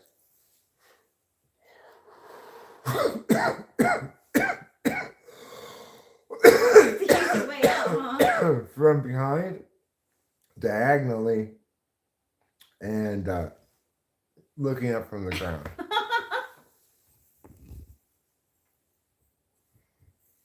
The question isn't asking about the things you approve of. Well, but I mean, can you love?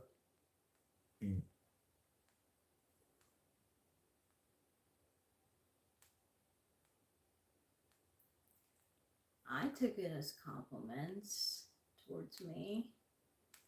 Right, I think it is compliments towards you. I mean, obviously, I adore you beyond all measure. Aww. My whole message here is that it's hard for me to say, like, what do you love about Rachel? What implies that my love of Rachel is built of specific things, Yeah, I do. The question also isn't asking the person to wax philosophically on whether you can love a thing about a person.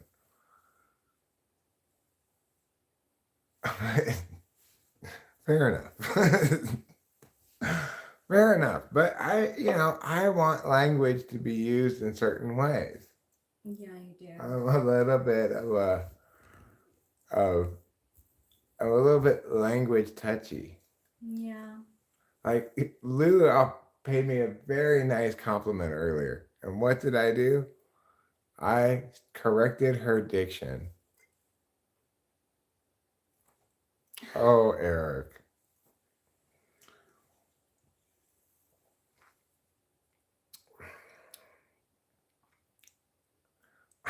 I mean, I'm not being semantically pedantic. I'm just trying to understand why I struggle to answer the question, I guess. I can come up with explanations for why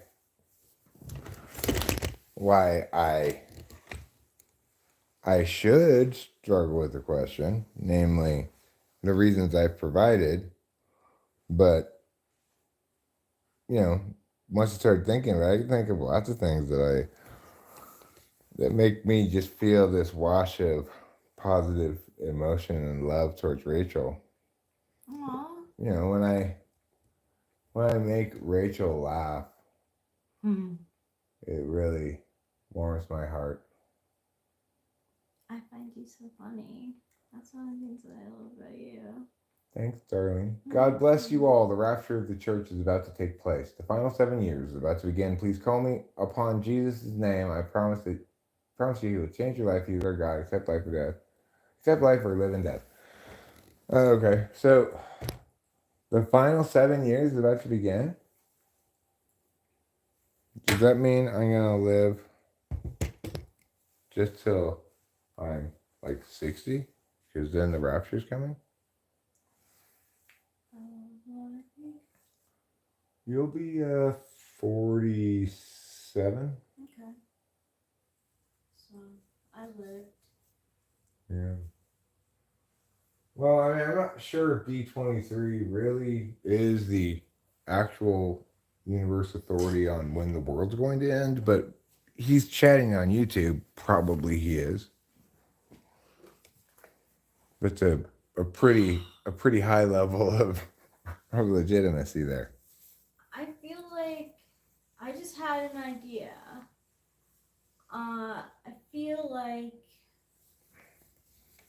you should take mushrooms or somehow get DMT for. Why am I so worried? Well, I'm already planning on taking mushrooms for that. Oh, cool. Yeah, I'm planning on taking mushrooms and making sure we have some Adderall for it, you know?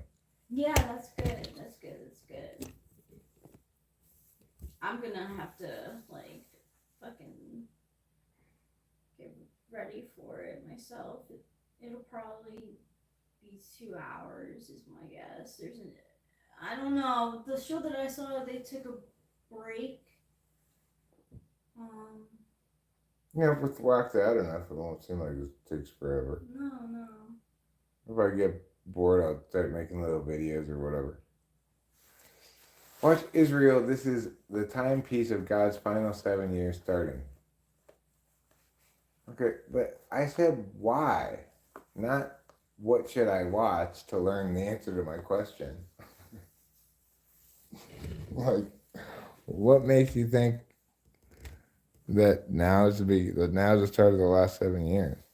Is it, for example, these things talked about in the Armageddon part of the Bible?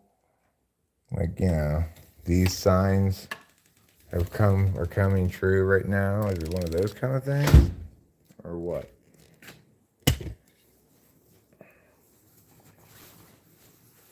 I hate when I ask people why and they tell me what to read or watch.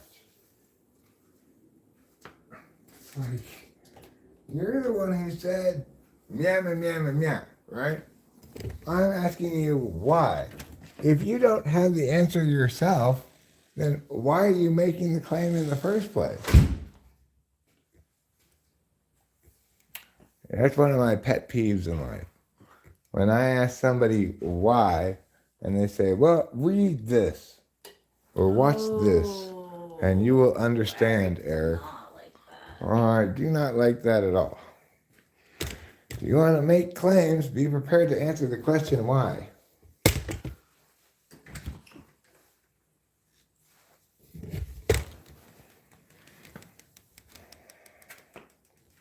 In other words, I'm not asking that movie or the maker of that movie or that book or whatever. I'm not asking them why they believe yeah. I'm asking you why you believe yeah.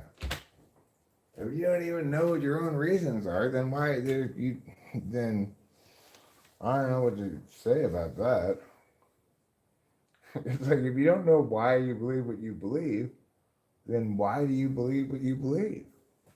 Well, obviously, you're not going to answer that question any better the second time than the first time. If you don't know why.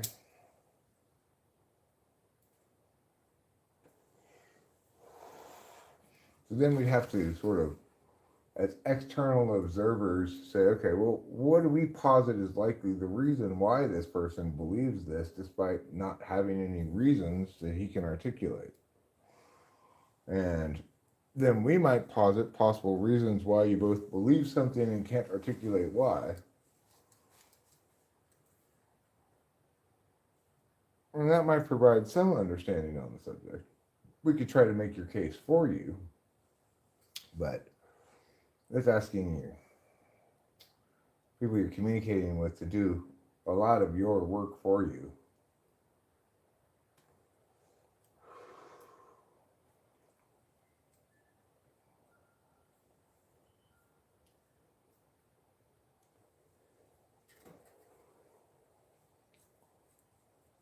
These trees are all going to fall over. Why? Read Trees and Why They Fall Over by John Stuart Allison. Well, what in it tells you that you read, that you see in these trees, makes you think these trees are going to fall over? Predicated on that, you know. Alright, gosh, I don't know. Well, so really you're just telling me, according to this book I read, trees can fall over. You have trees, therefore they can fall over, and therefore they will.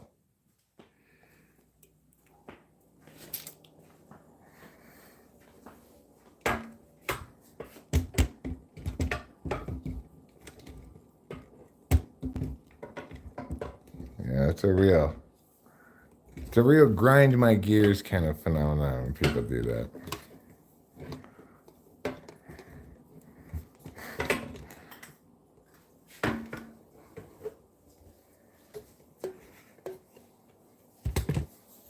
And you'll notice I don't ask, how do you know that?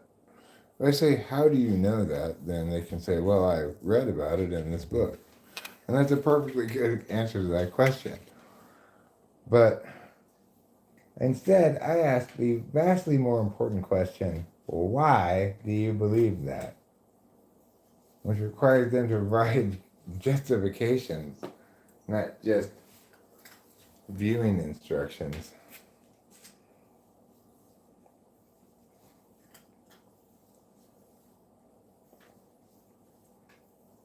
Oh yes, you are a very silly kitty. You need many pets, and I am the king of providing such pets while you eat.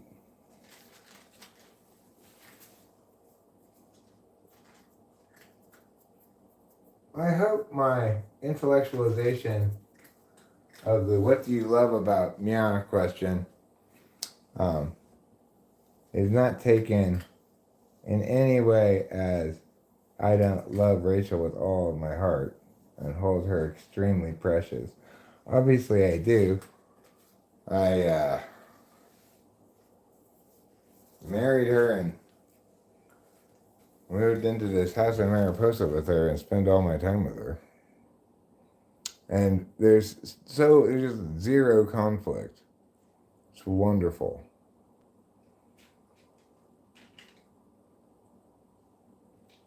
Am I a smiley face or a dick? A little bit of both, K.E. A little bit of both, just like me. Certain things grind your gears. You're going to be a bitch about those things. Okay? Other things you're cool about because they don't grind your gears. So, my mom let me know that the People's Choice Awards were yesterday. Oh, really? You want to do some fashion? Yeah. Fashion critiques? Let's take a look at the People's Choice Awards to see what people wore, who they wore to their, I don't know the color of the carpet of the People's Choice Awards. I don't either.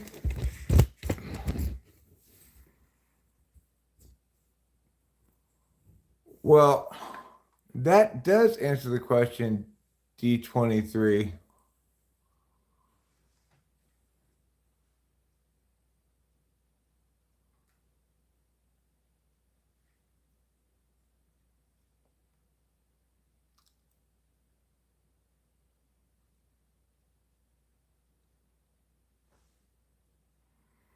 Well, these are all things that are going to happen, not reasons to believe they're going to happen in the next 7 years.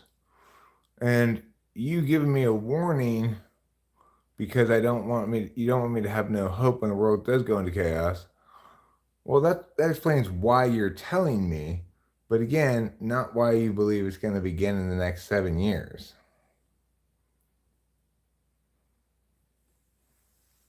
7-year warning from the Revelation 12 sign.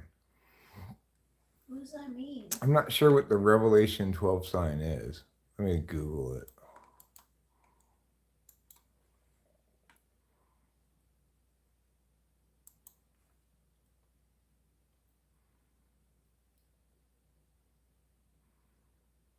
A great and wondrous sign appeared in heaven, a woman clothed with the sun, with the moon under her feet, and a crown of 12 stars on her head.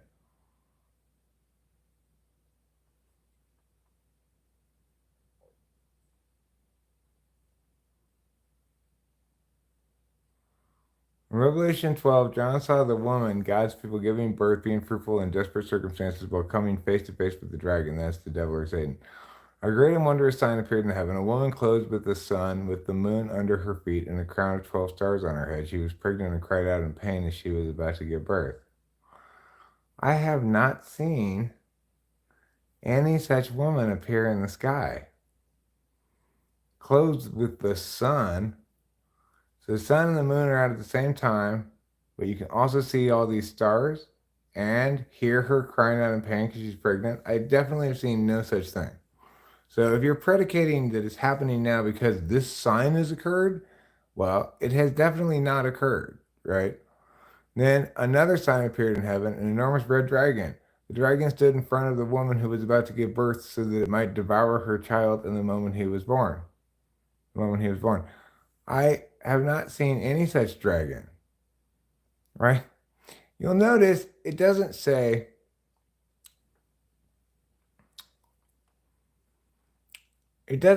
in Revelation 12,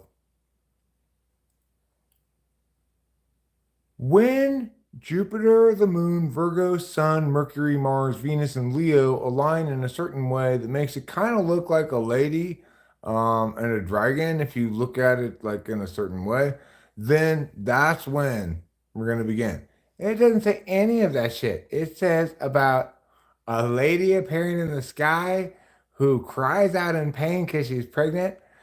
If you want to interpret everything as super metaphorical, then just toss out the whole garbage. I just want to say something. If we can go back to the picture of Virgo and Leo, doesn't Leo look like a mouse or like some sort of rodent? Yeah, it certainly doesn't look like a dragon.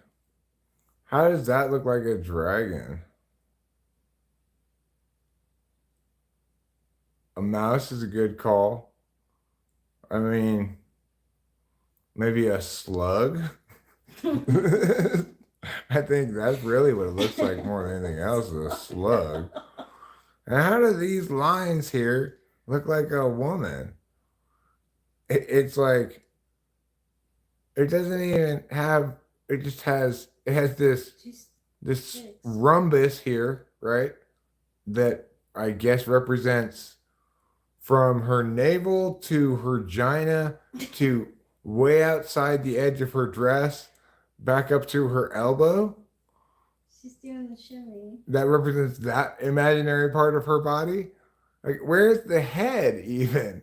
There's not even a head on that thing.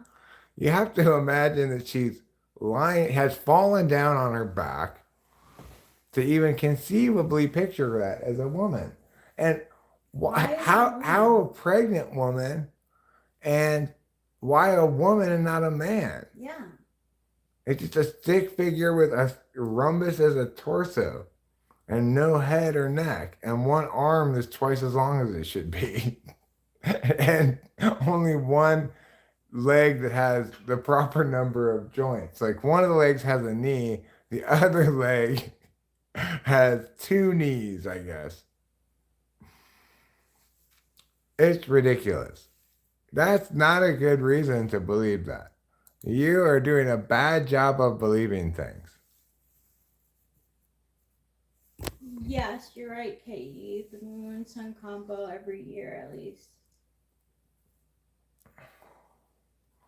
She looks like Happy Flailing.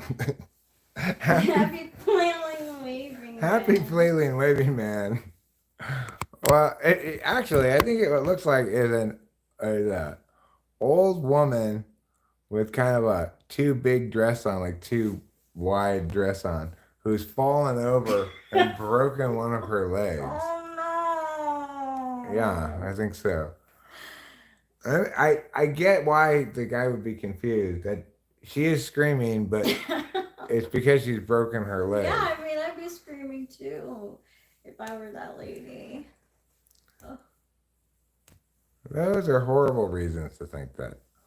It's like even if you want to attribute like prophetic certainty to the Bible verses, you can interpret anything as that if you don't expect it to actually be what it says. Like, I want a big lady to appear in the sky with dressed and her clothes are the sun. She's standing on the moon, and you can see 12 big bright stars of crown over her head. And then you hear this horrible, ungodly wailing from the heavens. Ah! Oh my God, this hurts so much. Give me a epidermal.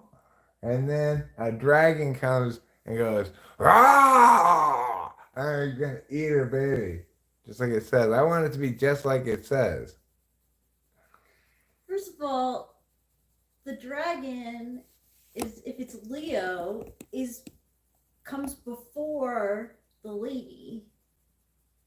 Well, that's true. Right. So is a dragon turning its head back to eat the baby? Is it going to eat the baby with its butt? No, we're talking about somebody came in here and said the rapture is starting at the beginning of the last 7 years. And I said, but why do you think now is this beginning of it right now? And they said, because of this particular Bible verse, but that's not what we see at all. Well, if Virgo was birthing a baby, it would be Libra then, because Libra is next. They don't even show. No, it would be birthing a new constellation that's not yet born. Okay? It would be Virgo Jr. Virgo Jr.? Yeah. That's Jesus? Is Virgo Jr.? No, that's the new baby that's being born in the sky. Okay? It doesn't have anything to do with the actual how Jesus comes back or anything. It's just a sign that he will be coming back shortly. You're right about Mercury happening every year. It actually happens almost every month, I believe, where there's a Mercury Sun conjunction. I mean, the thing is, now that I've looked into this a little bit more, I'm just thinking, how many other signs can we? Let me look up Revelations.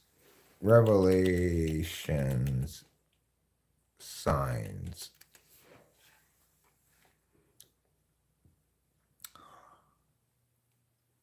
All right.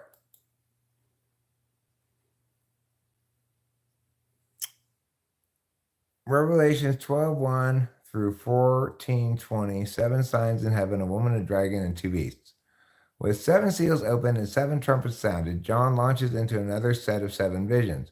These are not explicitly numbered as were the previous sequences, but they are all introduced with a reference to the seer's vision.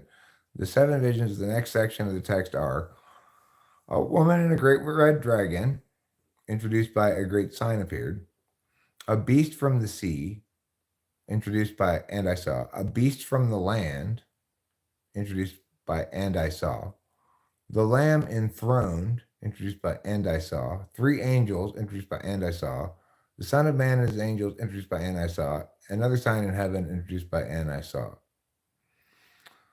So, the woman clothed with the sun, we've already gone over. The great red dragon, we've gone over. The beast from the sea. Where's the actual language of the Bible here? Book of Revelations text.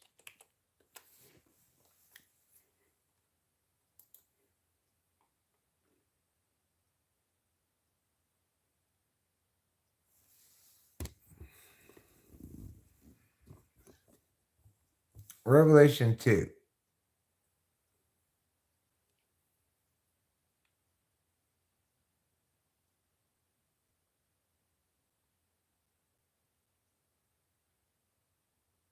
very long. It is quite long. There's how that's just 2? That's number 2? Yeah, that's number Revelation? 2. Oh my Well, I'm not God. sure that's the Why? interesting. Trying to get to the interesting parts. Okay, we're gonna look for more interesting parts here.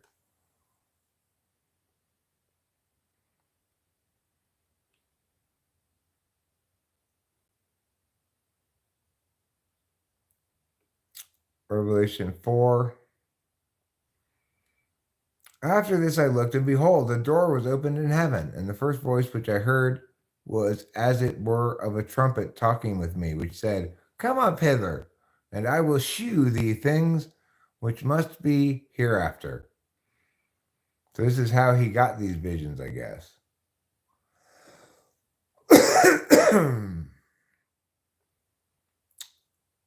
And here are Revelation 6.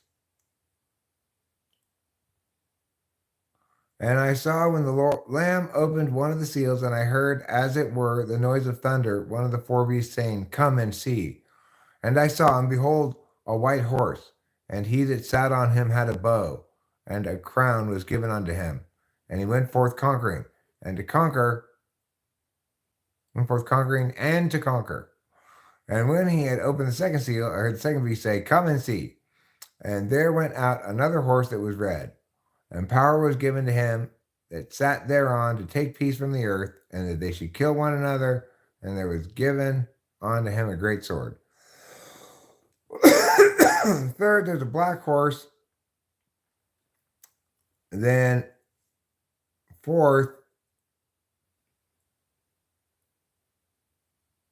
there's a pale horse. And behold, a pale horse, and his name that sat on him was Death, and hell followed with him. And power was given unto them over the fourth part of the earth, to kill with sword, and with hunger, and with death, and with the beasts of the earth.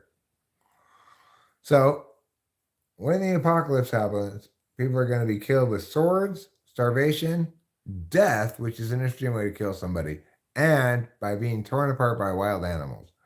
And when he had opened the fifth seal, I saw under the altar of souls that there were slain for the word of God and for the testimony which they held. And they cried with a loud voice, saying, How long, O Lord, holy and true, dost thou not judge and avenge our blood on them that dwell on the earth?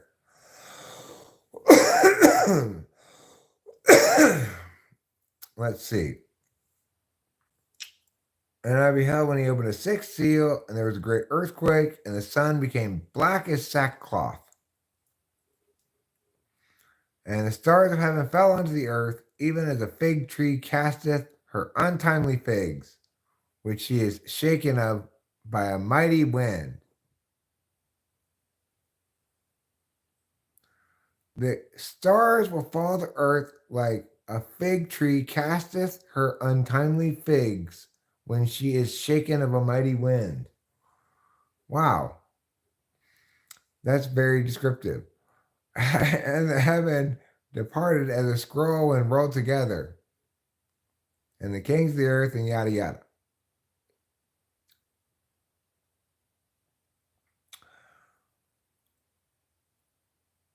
And after these things, I saw four angels standing on the four corners of the earth, holding the four winds of the earth, that the wind should not blow on the earth, nor on any sea, nor on any tree. No more wind. And I saw another angel ascending from the east, having the seal of the living God, and he cried with a loud voice to the four angels to whom it was given to hurt the earth and the sea, saying, Hurt not the earth, nor the sea, neither the sea nor the trees, till we have sealed the servants of our God in their foreheads. And I heard the number of them which were sealed, and they were sealed 144,000 of all the tribes of the children of Israel. Of the tribe of Judah, 12,000 were sealed.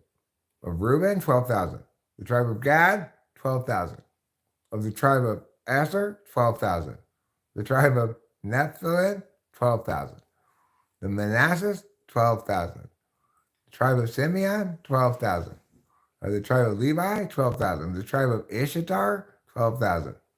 Of the tribe of Zabulon, 12,000. Of the tribe of Joseph, 12,000. Of the tribe of Benjamin, 12,000. So, okay, why didn't you just say there are 12,000 of each of these? Or each of the following? They all are 12,000.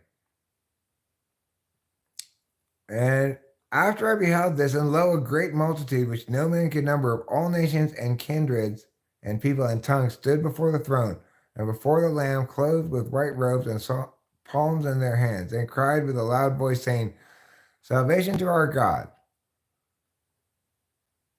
Yeah. And when he opened the seventh seal, there was silence in heaven about the space of half an hour. There was silence in heaven for approximately 30 minutes. Wow.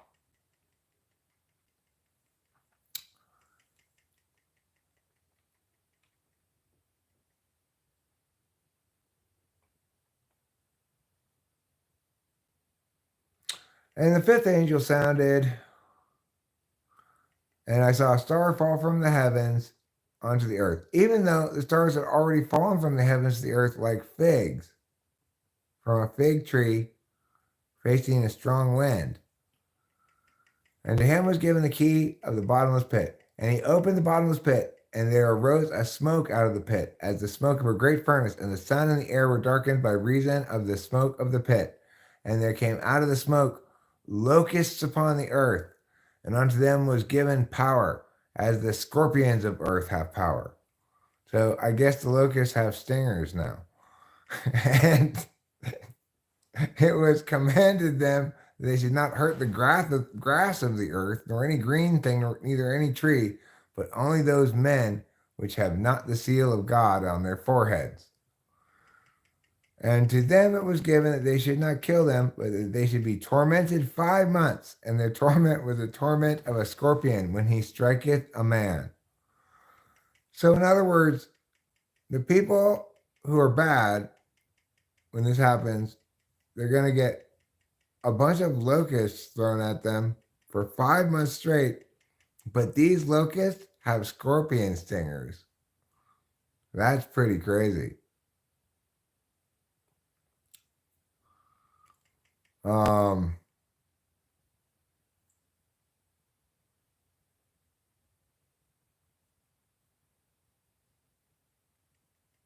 By these three was a third of the part of men killed, by fire and by the smoke and by the brimstone which issued out of their mouths. For their power is in their mouth and in their tails, for their tails were like unto serpents, and had heads, and with them they do hurt. And the rest of the men which were not killed by these plagues, yet repented not of the works of their hands, that they should not worship devils and idols of gold and silver and brass and stone and of wood, which neither can see nor hear nor walk. Neither repented they of their murders, nor of their sorceries, nor of their fornication, nor of their thefts. And so another mighty angel came down from heaven, and there was a rainbow on his head, and his face were as if it were the sun, and his feet as pillars of fire. And he had in his hand a little book open, and he set his right foot upon the sea and his left foot upon the earth, and cried with a loud voice, as when a lion roareth. And when he had cried, 7 thunders uttered their voices. And when the 7 thunders had uttered their voices, I was about to write. And I heard a voice from heaven saying unto me, Seal up those things which the 7 thunders uttered, and write them not. So don't write down what the 7 thunders said. And the angel which I saw stand upon the sea and the earth lifted up his hand to heaven, and aware by him that liveth forever and ever, who created heaven, And the voice which I heard from heaven spake to me again. Where's the angel? I said to him, give me that little book. And he said to me, take it and eat it. And it shall make thy belly bitter, but it shall be in thy mouth sweet as honey. And I took the little book out of the angel's hand and I ate it. And it was in my mouth sweet as honey. But as soon as I had eaten it, my belly was bitter. And he said unto me, thou must prophesy again before many peoples and nations and tongues and kings. Wow. He had to eat a little book. Oh my god.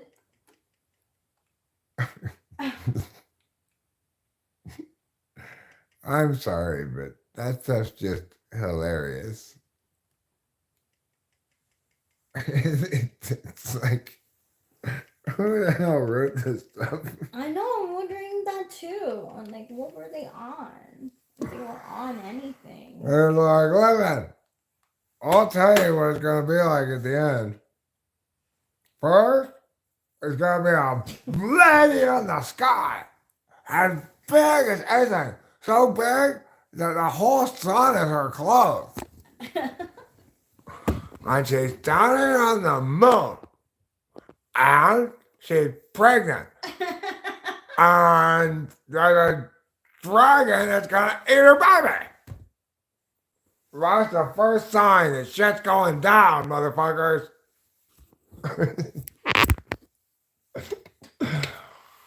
Oh, hilarious stuff. The angel said to him, like, hey, you don't want to eat this book. It tastes good, but you're not going to be able to digest it well. After all, it's a book. And he goes up to him and says, give me that little book. I'm going to eat it. It's very difficult to do. Like, what kind of a story is this? I don't know. I couldn't take the language.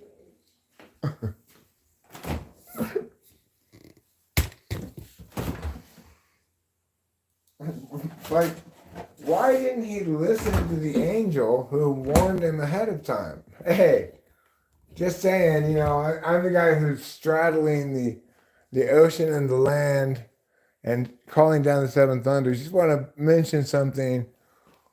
This isn't food. This little book. Yeah, I know it's. I was eating donuts earlier, and I got some glazed donut glazing on my hands, and it's on the book. But I still don't recommend you eat it. It'll give you indigestion. Don't give me that little book right now. I'm gonna eat the shit out of that book. Who are you to tell me how I'm gonna? You don't know me. You don't know my stomach. I eat books like this all the time. I eat books like this for breakfast. Well, okay. And, you know, another thing is, why didn't the angel say, no, you can't eat my little book, obviously? Why does he comply with this random dude and his insistence that he be given the angel's book to eat?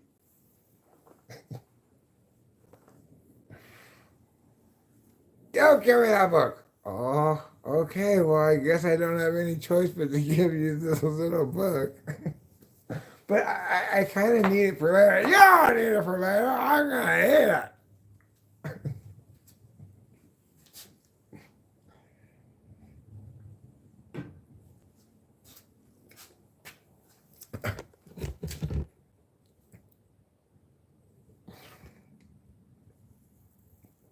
Like, seriously, who comes up with that shit, right?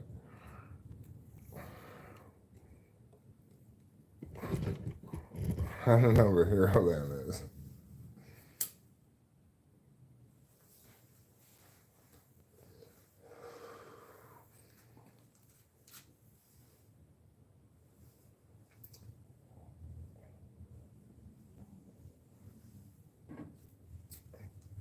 Like these are the angels who killed a third of the population with they've produced locusts that have scorpion stingers on them, and they can't stop one guy from eating a little book.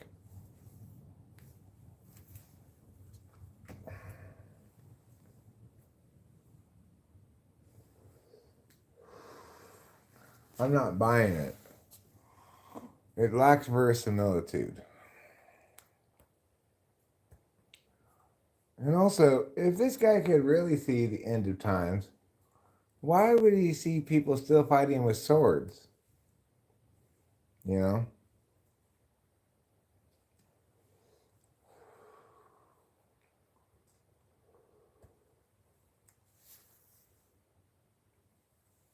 Why are they still riding horses? Different colored horses, you know? Does the apocalypse begin at the Kentucky Derby?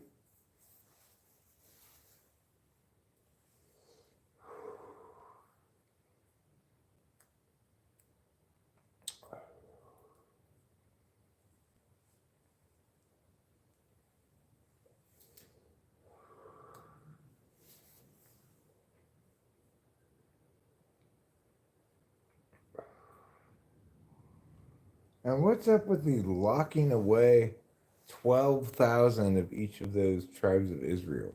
What about the rest of the people in the world? I'm not part of any of those tribes of Israel. As far as I know, I didn't see a Strauss tribe mentioned.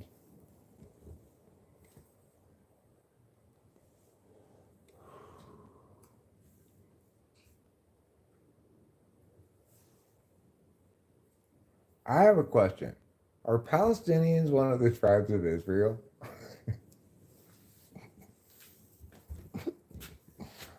That's a good joke.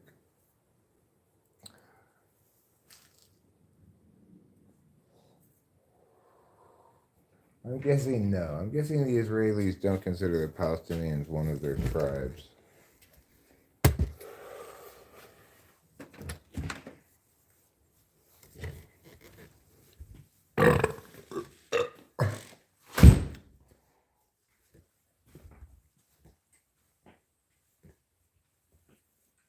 Well, it's sad, right? Let me pull it up again.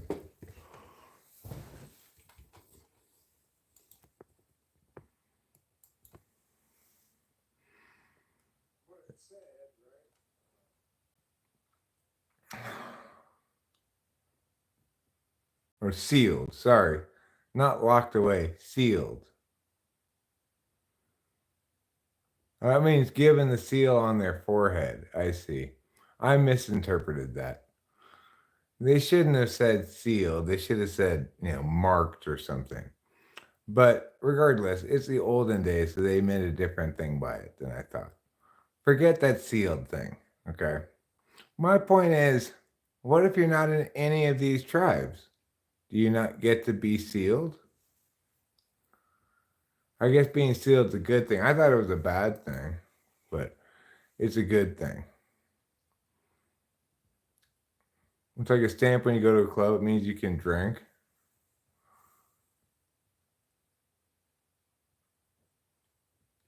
Someone's been in your dreams, and I mean to tell Eric, but then I wake up and forget who the person is. Mm-hmm. Huh. That's interesting. Yeah, so I want to try and remember. I'll make a note of it if it happens again. Yeah. I hope it's Sasquatch. I do too. That'd be awesome. Sasquatch entered my dreams. Tell Eric, me no talk like caveman. That's what it would say to you in your dream. Why would I just say, well, you just proved yourself wrong, Sasquatch. My mind is not that creative. Usually the seed of my dream is my real life or how my brain processes them. Eric Strauss? Nope, you're not on the list. I'm sure I'm in one of those 12 tribes. Nope, you are what's known as a Gentile. You need to get back there in the back of the line with the Palestinians. Jeez.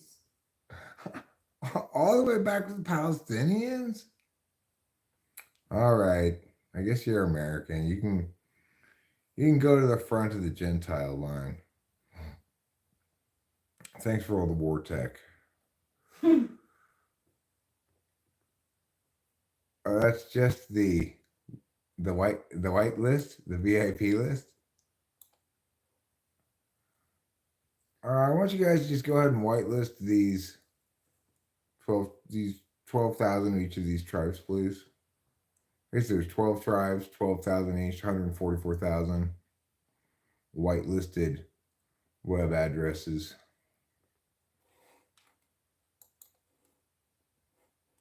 No, I don't want to do that.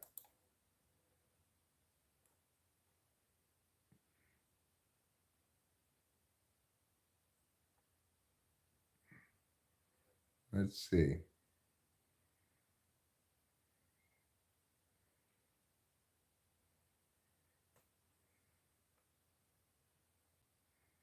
That's this woman. This is Revelation 12, too. If in fact the woman's already appeared, then what about all these revelations before that?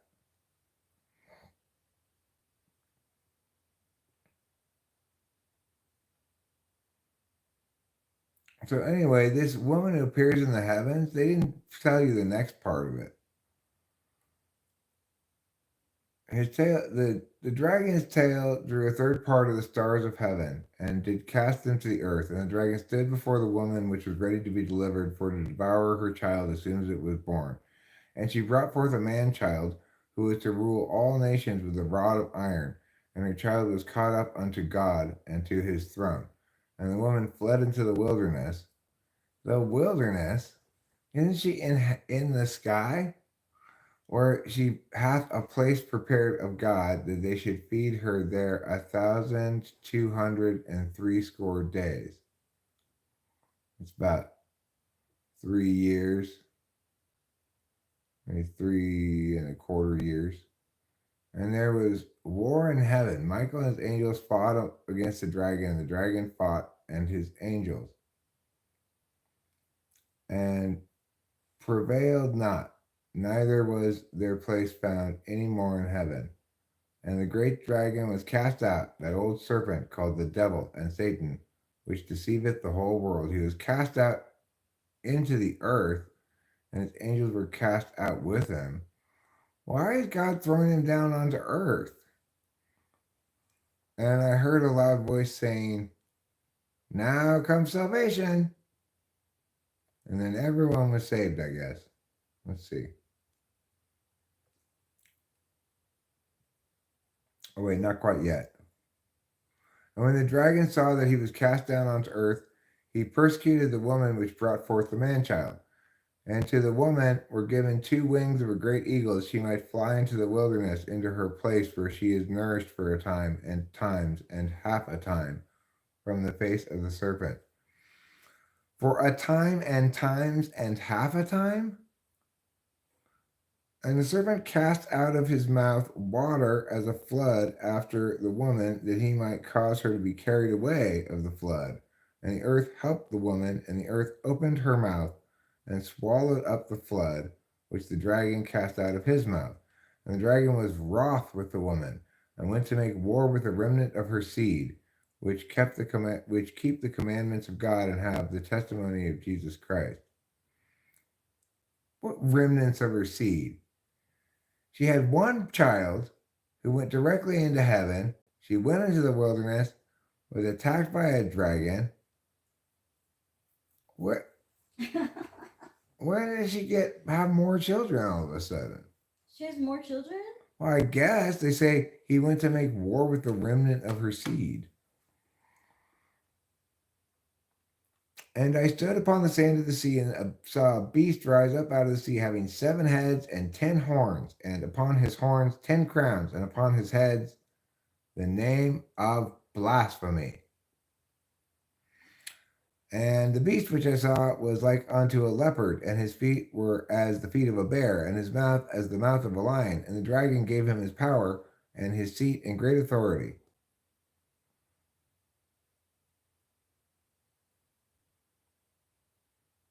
beast supposed to be Leo? I'm not sure what they're supposed to be. Mm.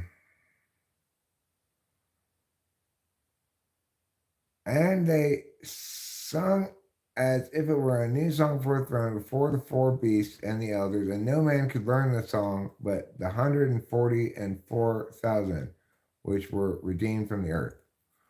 So only those special people can learn that song. These are they which were not defiled with women, for they are virgins. These are they which follow the Lamb whithersoever he goeth. These were redeemed from among men, being the first fruits unto God and to the Lamb. So it's all virgin males. And in their mouth was found no guile, for they are without fault before the throne of God.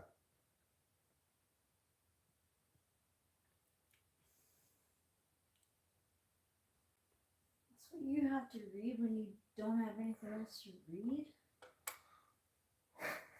Well, and I heard the angel of the water say, Thou art righteous, O Lord, which art and vast and shall be, because thou hast judged thus. For they have shed the blood of saints and prophets, and thou hast given them blood to drink, for they are worthy. And I heard another of the altar say, Even so, Lord God Almighty, true and righteous are thy judgments. And the fourth angel poured his vial upon the sun, and the power was given upon him to scorch men with fire. Oh, good. That sounds pretty crazy. And men were scorched with great heat, and blasphemed the name of God, which had power over these plagues, and they repented not to give him glory. You mean they weren't offering glory to God who was sending them locusts with scorpion tails? And the fifth angel poured out his vial upon the seat of the beast, and his kingdom was full of darkness, and they gnawed their tongues for pain, and blasphemed the God of heaven because their pains and their sores, and repented not of their deeds. And the sixth angel poured out his vial, and I saw three unclean spirits like frogs come up out of the mouth of the dragon, and out of the mouth of the beast, and out of the mouth of the false prophet. For they are the spirits of devils, working miracles, which go forth unto the kings of the earth and the whole world to gather them to battle. Let's see. And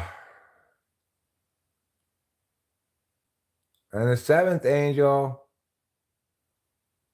poured his vial out, and there came a great voice saying, It is done. And there were voices and thunders and lightnings, and there was a great earthquake, such as was not since men were upon the earth, so mighty an earthquake and so great. And the great city was divided into three parts, and the cities of the nations fell, and great Babylon came into remembrance before God to give up unto her the cup of the wine of the fierceness of his wrath. And every island fled away, and the mountains were not found. And there fell upon men a great hail out of heaven, every stone about the weight of a talent. And men blasphemed God because of the plague of the hail, for the plague thereof was exceeding great. So it hailed today. Wow, but it didn't hail giant rocks. That's true. That's true.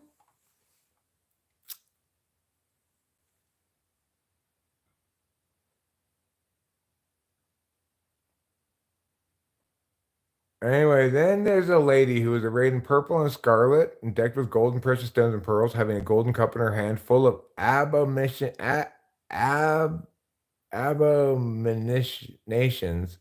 abominations, abominations. I don't know why I couldn't read that word. And filthiness of her fornication. And upon her forehead was a name written, Mystery, Babylon the Great, the mother of harlots and abominations of the earth. And I saw the woman drunken with the blood of the saints. Wow, she's pretty bad, that lady. Yeah, she's pretty bad.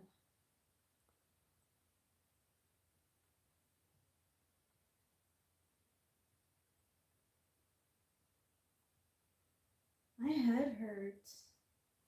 Because, like, this, like, reading, like, I'm trying to comprehend not much to comprehend. Therefore shall her plagues come in one day, death and mourning and famine, and she shall be utterly burned with fire, for strong is the Lord God who judgeth her. And the kings of the earth, who have committed fornication and lived deliciously with her, shall bewail her and lament for her when they see the smoke of her burning, standing afar off for the fear of her torment, saying, Alas, alas, the great city Babylon, that mighty city, for in 1 hour is thy judgment come. And the merchants of the earth shall weep and mourn over her, for no man buyeth their merchandise any more. The merchandise of gold and silver and precious stones and of pearls and fine linen and purple and silk and scarlet, and all thine wood and all manners of vessel and ivory and all manners of vessel of precious wood and of brass and of iron and of marble and cinnamon and odors and ointments and frankincense and wine and oil and fine flour and wheat and beasts and sheep and horses and chariots and slaves and the souls of men. Wow, that's a lot of things. And the fruits that thy soul lusted after are departed from thee, and all things which were dainty and goodly are departed from thee, and thou shalt find them no more at all. The merchants of these things, which were made rich by her, shall stand afar off for the fear of her torment, weeping and wailing. It's like kind of a lot to be a woman in this.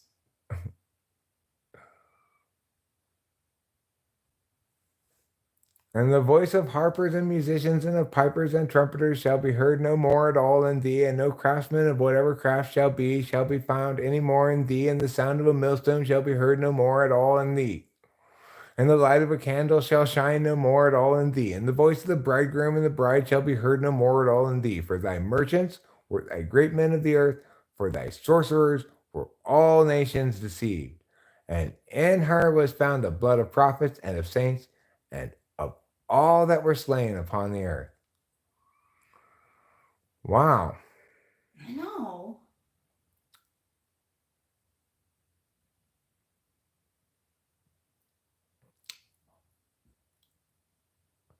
And I saw an angel standing in the sun, and he cried out with a loud voice, saying to all the fowls that fly in the midst of the heavens, Come and gather yourselves together unto the supper of the great God, that you may eat the flesh of kings, and the flesh of captains, and the flesh of mighty men, and the flesh of horses, and of them that sit on them, and the flesh of all men, both free and bond, both small and great. So, in other words, this angel said, All right, all the birds, start eating people now. Not just people, but horses too, while we're at it, okay? And I saw the beast and the kings of the earth and their armies gathered together to make war against him that sat on the horse and against his army.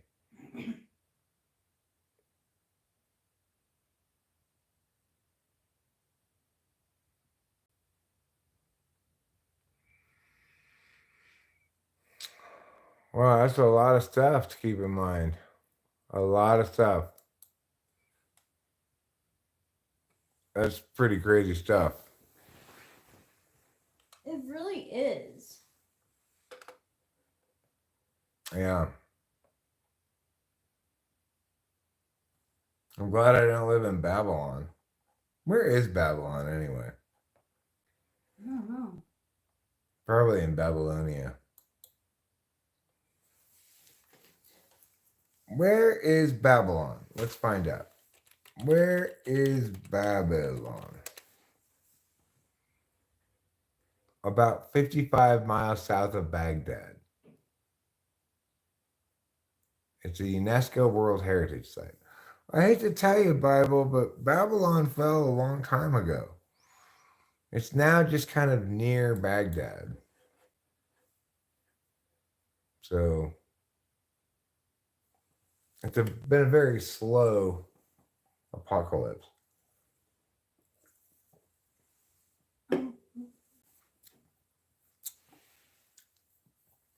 Okay, I'm going to go have one more health tube outside, and then I think it'll be about time to wrap up this this stream. I'm not sure what we're got going on tonight. I'm not quite I'm not quite sleepy per se. Yeah, me neither. So, I mean, who knows? Maybe after I have this health tube, I'll come back in and we'll just continue streaming. You can never really trust Eric when he says, okay, it could go on another hour. Depends.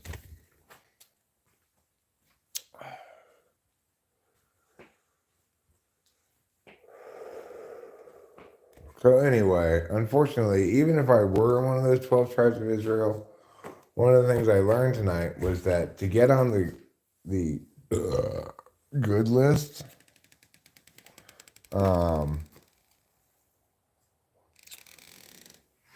you have to be a virgin. You have to have never lain with a woman.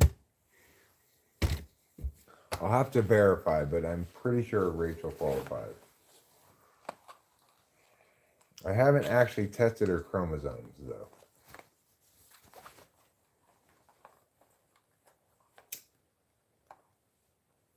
I'm assuming that God, with all of his incredibly wrathful, violent ways and such, that he's not going to be too concerned about understanding gender as something fluid.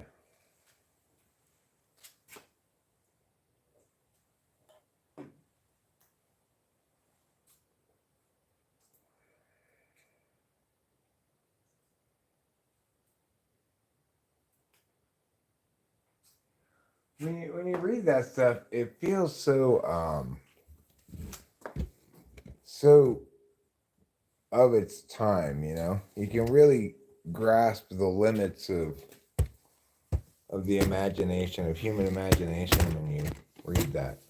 Like one of the plagues is a plague of locusts, but they have scorpion tails.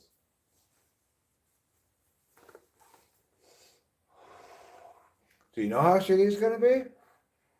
Well, you know how shitty like plagues of locusts are? Like how they like eat our crops periodically and stuff, and it's like a big ass problem. And we're assuming pretty much it's because God's mad, I guess. But anyway, imagine that, but like twice as big a plague of locusts, but they all have scorpion tails.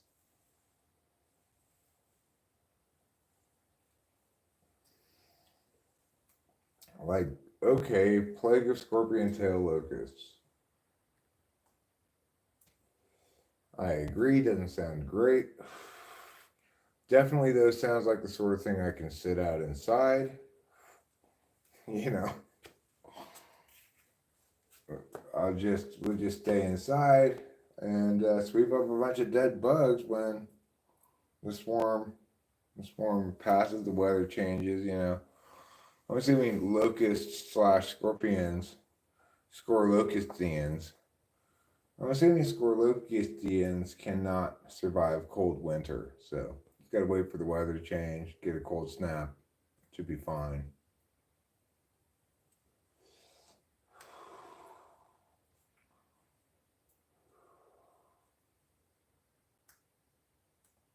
As far as Babylon being destroyed, well, I'm sorry, but even if Babylon were destroyed, the UNESCO World Heritage Site, I mean, you know, who's gonna really cry? A bunch of archaeologists, right?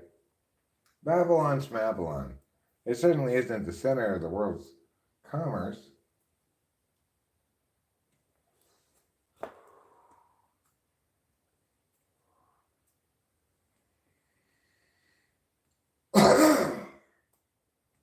There's a dragon and a lady. For some reason, the lady gets to go off into the wilderness, whereas the dragon is the devil.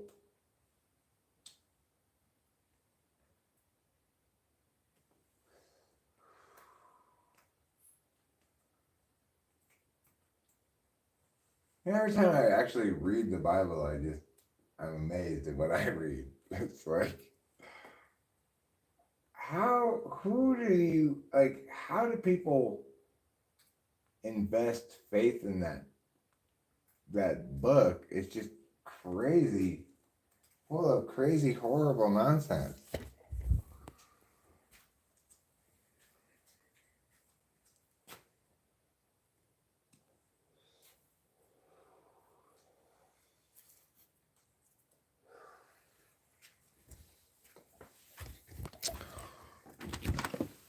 Like, what was that horrible story? There's this particularly horrible story in the Bible that I heard about one time on, like, help me figure out what this thing I have is show. Story, I think it was King David, maybe, but let me see if I can figure it out. Bible story of woman bargaining for husband's life.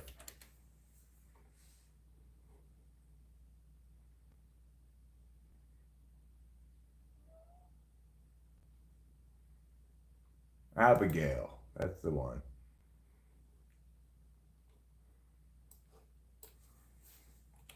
The story of Abigail in the Bible.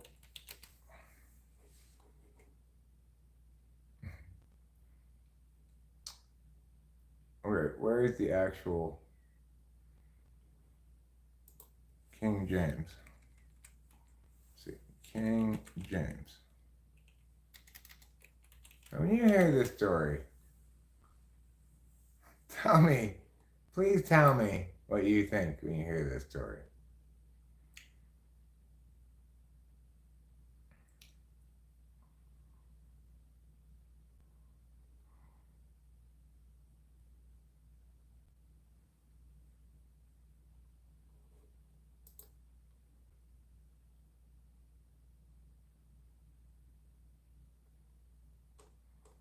Where's the whole thing? Previous verse.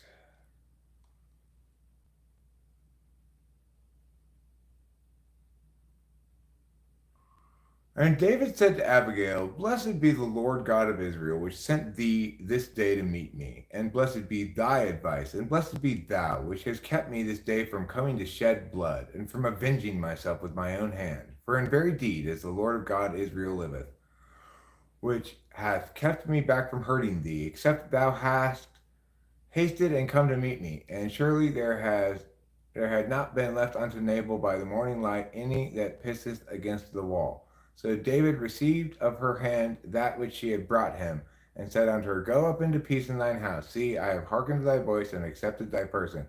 And Abigail came to Nabal, and behold, held a feast in his house like the feast of a king, and Nabal's heart was merry with him, for he was very drunken. Wherefore she told him nothing less or more until the morning light. But it came to pass in the morning, when the wine was gone out of Nabal, and his wife told him these things, that his heart died within him, and he became as a stone. And it came to pass 10 days after, the Lord smote Nabal, and he died. And then Abigail became David's husband. Because what was this crime of Nabal that he did?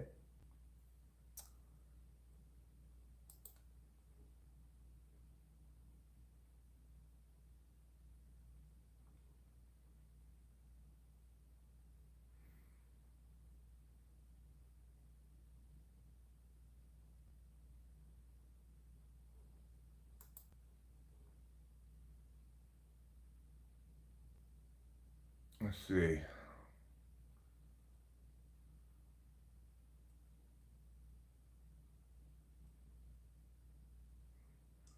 Anyway, the gist of this story is David goes to visit the land of Nabal and his wife Abigail.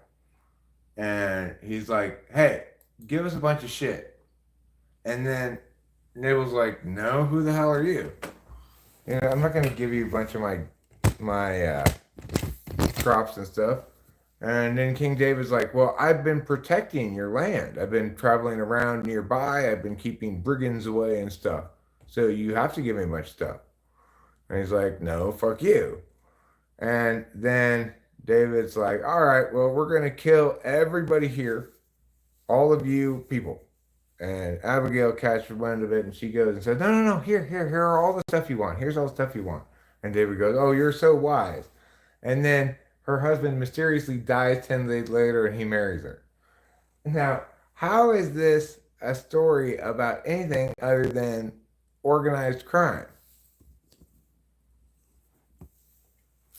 You know, it's not a story about anything other than organized crime.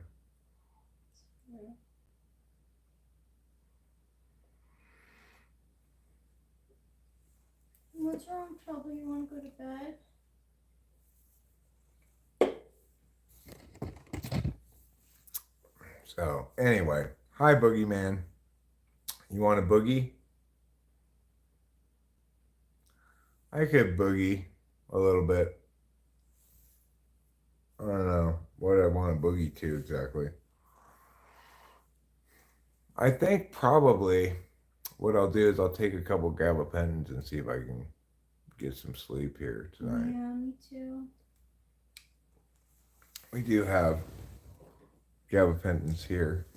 Oh, that's good. If you want to take a couple, I'll take a couple as well. Thank you. We'll see how sleepy this makes me and how soon it makes me sleepy. Boogie to Marky Mark. How's my night going? My night's going pretty well. You know, maybe a little aimless today. But there's only so much we could get done because it's a holiday. So, you know. No, gabapentins.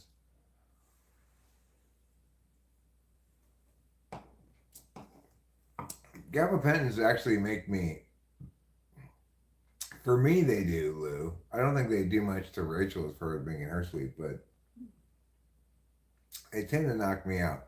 Not necessarily when I'm on amphetamines, but even then, after if I let it kick in for a couple hours, gabapentin. It's actually a medication for neuropathy, and they also use it as a animal tranquilizer, like what they give cats for like fireworks and stuff.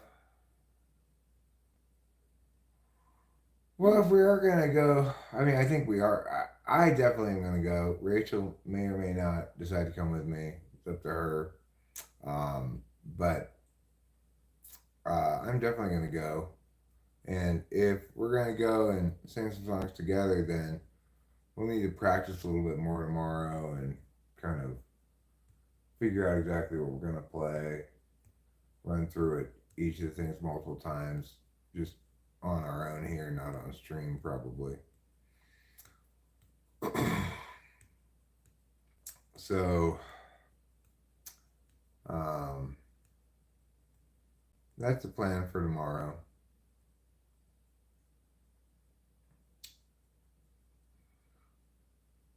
I kind of want to, mentioning the guitar makes me kind of want to pick around on it a little bit at the moment while I wait for the gabapentin to kick in.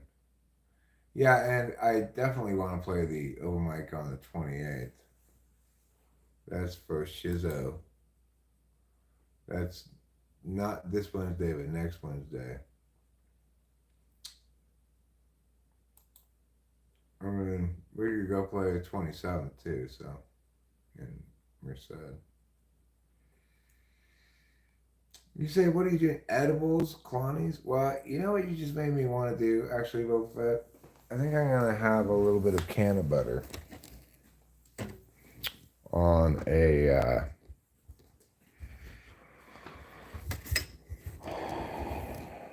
on something. Oh, right. I the way I had it before that I liked it, now I remember, is in coffee. That's the way to drink it. That's the way to consume your can of butter.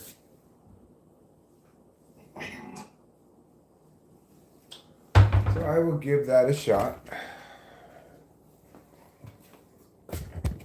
See if that helps me sleep a little bit too. You know, truth is, the can of butter doesn't necessarily help me sleep that much, or particularly well. Certain kinds of edibles work well for sleeping, and certain kinds of edibles don't. Maybe it's where you notice the most difference of all in weed. People talk about strain differences between sativas, indicas, or whatever. But I definitely tell a big difference in edibles. Some kinds of edibles are good nighttime edibles that actually knock you out. And some of them are more like, make you just feel like kind of fever dreamish. This is more the latter kind, which is the less desirable kind for sure.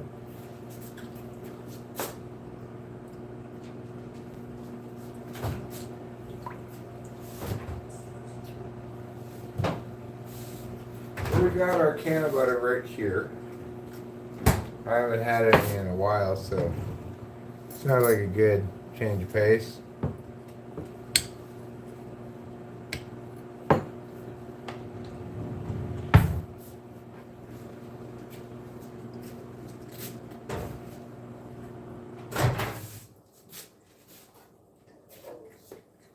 You know, the other thing, Rachel, to remember is that because LCD Sound System is kind of like a rave band, who knows what we can get at that concert, right? It's also organ where things are ultra decriminalized. Well, I mean, we get ecstasy or something, you know? That'd be great. Oh, we don't. And I'm not sure if that's really safe for you to take or not. Actually, it should be, because I don't think that's a serotonin drug.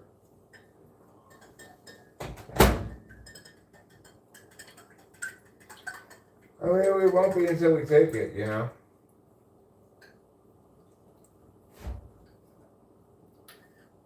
Yeah, that makes me nervous. I've never done that before. Well, ecstasy is not scary at all if it's real, you know? You just feel like an angel. Oh, that's nice. Yeah. Then you'll feel terrible for a couple days afterwards. Oh. Well, you'll feel definitely not like an angel. But that's just life in the big city. I don't know. It's been a long ass time since I took it, right? Yeah. So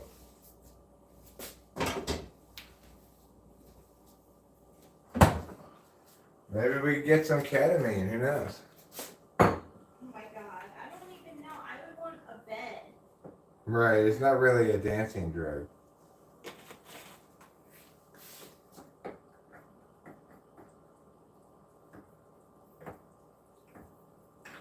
I imagine Rachel in the K-hole sitting down, still being still and listening to LCD Sound System.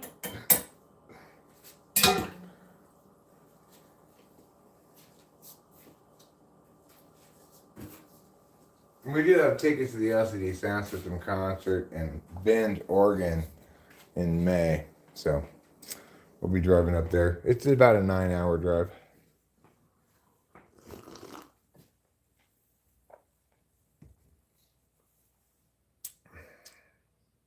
Which just goes to prove to you how right smack dab in the middle of California we are, because it's probably about a 9-hour drive to the Mexican border. It's a 9-hour drive to the Oregon border, you know, because it's 5 hours to LA, another few hours to San Diego, another hour maybe to Mexico. Maybe not quite that much. Maybe it's like, well, it's not quite 9 hours to Oregon either, so. What am I doing? I didn't come out over here to do that. What am I doing?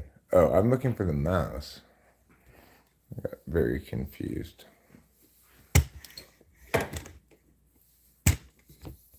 Abomination. I somehow failed to read that word. What if Ninja got a low taper fade? Well, then Ninja would have a different haircut. Hilton Nguyen, hello. What's up to you as well? Not much to me is the answer to the question.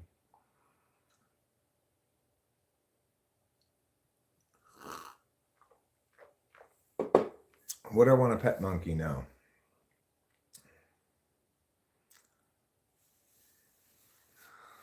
La la la la la la la la. Is that the correct number of laws? Yeah, post Eric ever really need to make money, could hire himself out to paint ceilings. I'm gonna be doing some painting in the new house coming up pretty soon. An evolution from 5 of Pentacles, Dame of Cups to the Devil in reverse in your future. Meet Eric Derek Doa, the reason why Ninja got a low taper fade.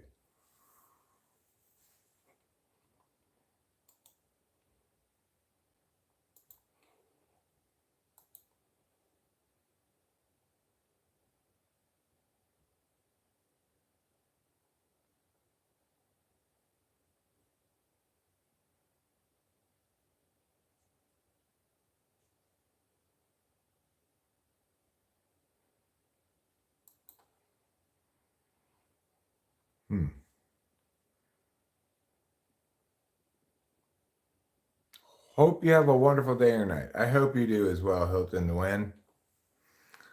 I hope you have both a wonderful day and a wonderful night. Since I'm hoping things, I might as well just hope them both for you.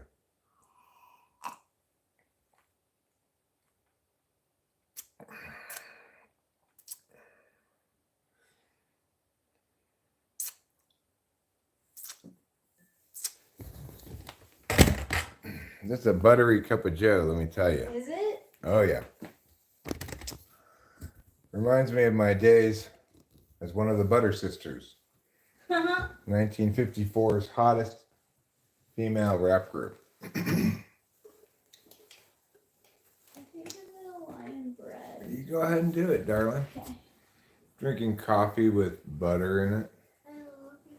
I love you too, darling. I wish you all the best in your sleeping endeavors. Thank you.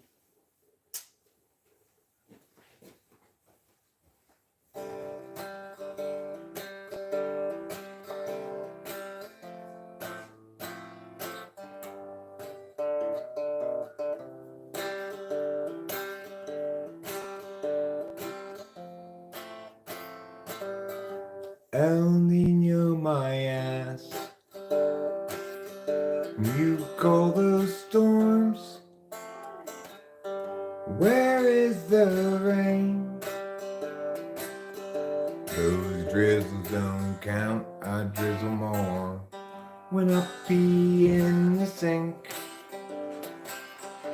which is just the right height to catch all of the undesired splatter.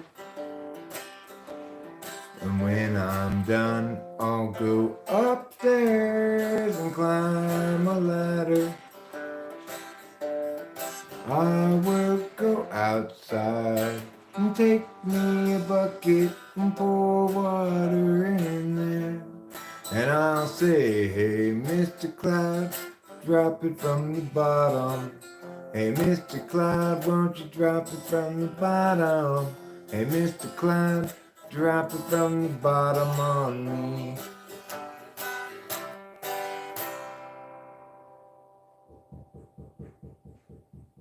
Thanks, darling. You're a wonderful lady.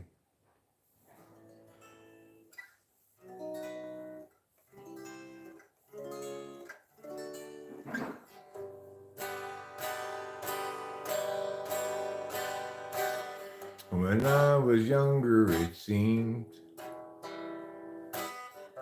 that everything gleamed. I don't know what happened to me, but I've lost that sense of urgency, and I don't think that I'll ever see it again.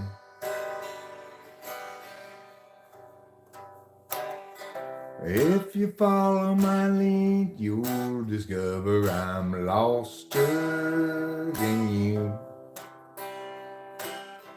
And you'll wanna know the way to get back out to wherever it was you thought you knew.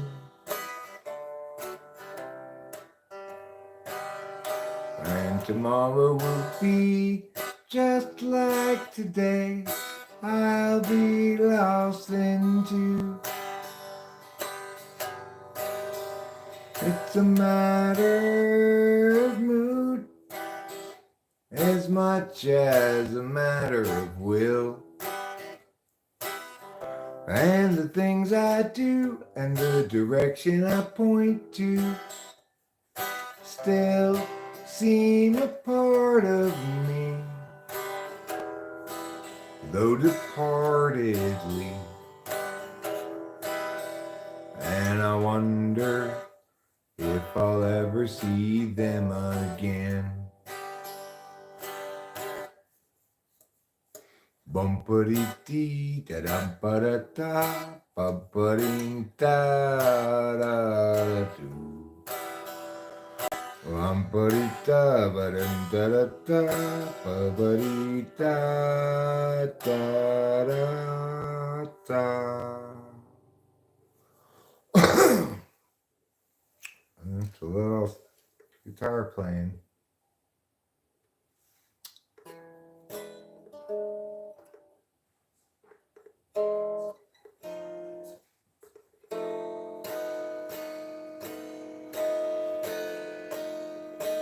How many skibbity bumba class does it take to screw in the light bulb? How many skibbity bumba class does it take to recognize my riz and say yeah? Skibbity bumba class.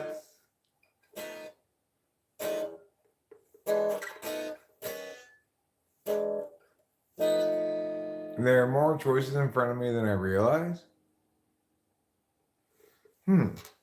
How many more?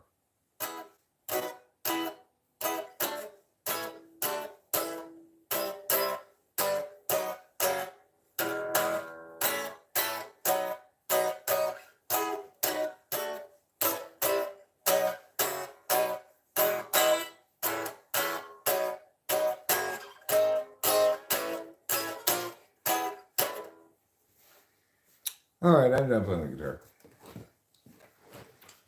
That's enough guitar playing for Ronald Sclayan.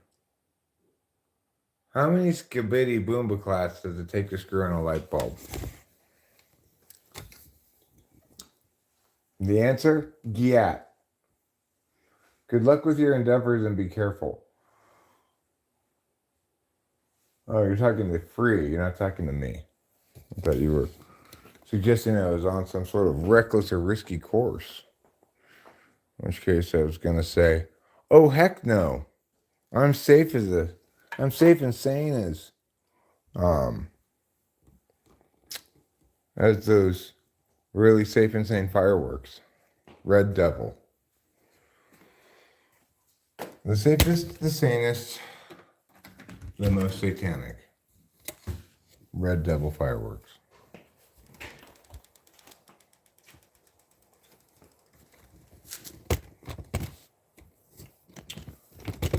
I suspect I'll be wrapping up the old streamaroo here shortly, so as a consequence, I'm going to go wild. I'm going to go wild and crazy. Maybe, Kay, this is what you're talking about. Hey, Eric, don't overextend yourself. Don't go too wild. I'm going to have a health tube right here.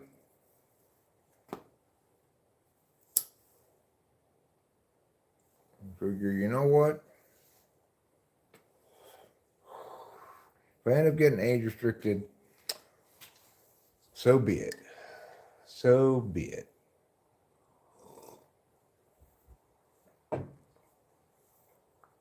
Even though this is definitely a YouTube channel for people of all ages. Because, well, it's not always age appropriate in its themes or language or whatever. It's always morality appropriate. Which is to say, I'm not poisoning young minds with red pilling nonsense, for example.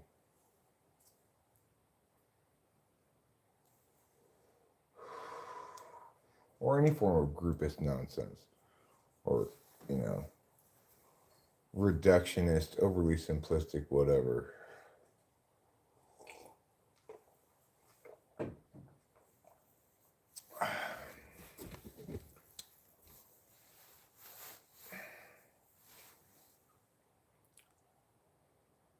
XMF116 says, hi, how are you? Are you Christian? Yes, I am. I self-identify as Christian, yeah.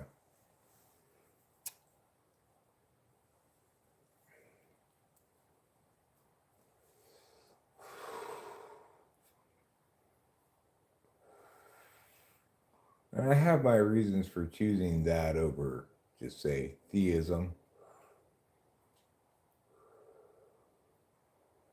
But, it's a magical thinking frame, so you don't really need to justify it.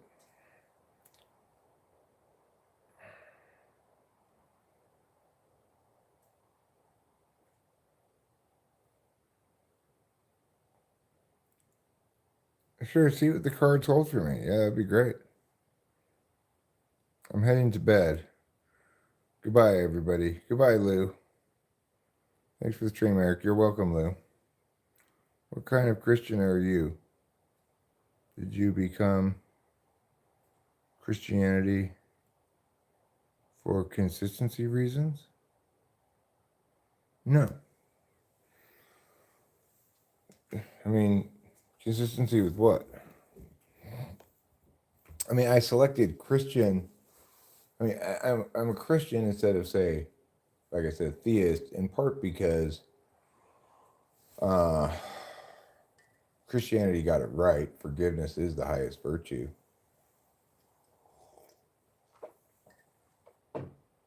And I think it's a uniquely powerful understanding of the divine. But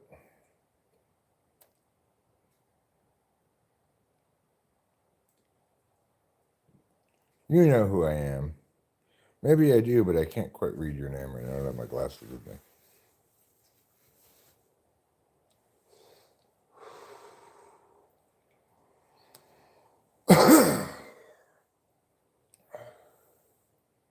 I'm looking forward to seeing what's it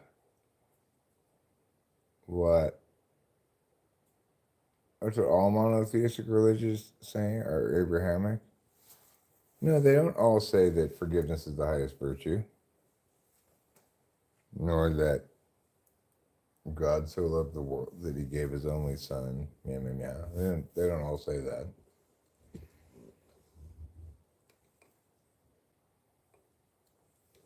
But look, I'm not trying to make the argument that Christianity is objectively better, although I think it is objectively most correct in its articulation of the highest virtue.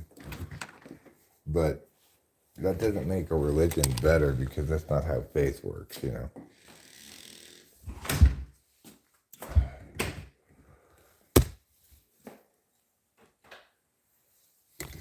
That's not how faith works. Well, I mean, like, no, they don't all say that. Certainly, Islam has 5 distinct pillars. And I don't think any of them is forgiveness.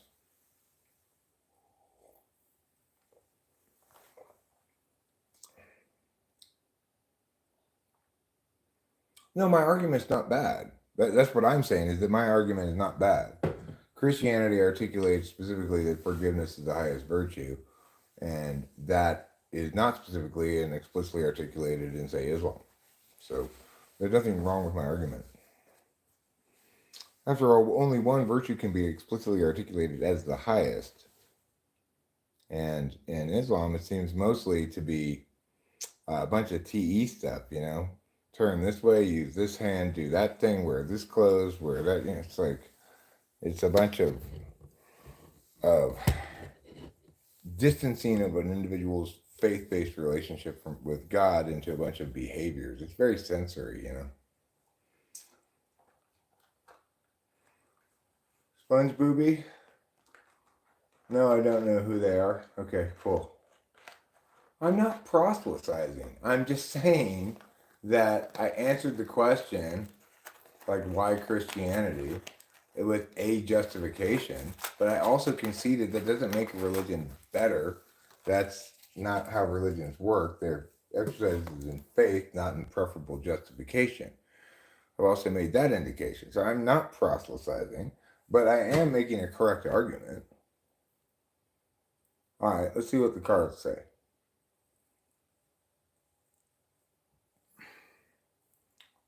Let's see what they say. I don't believe in spreading the word of God. I'm not. I'm not an evangelist. I don't believe I know what your faith-based behavior should look like at all.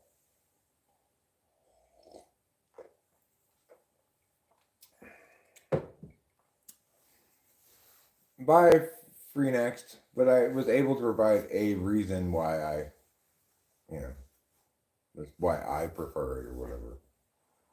King of Swords, Page of Swords. I'm not saying that, Boba Fett. I'm saying regarding the issue of what's the highest virtue, Christianity got that right, but it says all kinds of shit, you know. King of Pentacles in reverse. So I got the King of Swords, the Page of Swords, and the King of Pentacles in reverse. I guess I'm going to be making money mistakes, but being correct and talking a lot, probably. Well, hopefully I don't make too many money mistakes. King of Tentacles. Yeah. I think it's the King of Pentacles, actually. What do you think King of Pentacles in reverse means? It means like don't try to do things with money, or it means you're going to be bad with money? Or like you won't need to use money to accomplish things now. I think of Pentacles as being just equivalent with money. You made a choice between two swords of sorts. What did I choose? King or Page?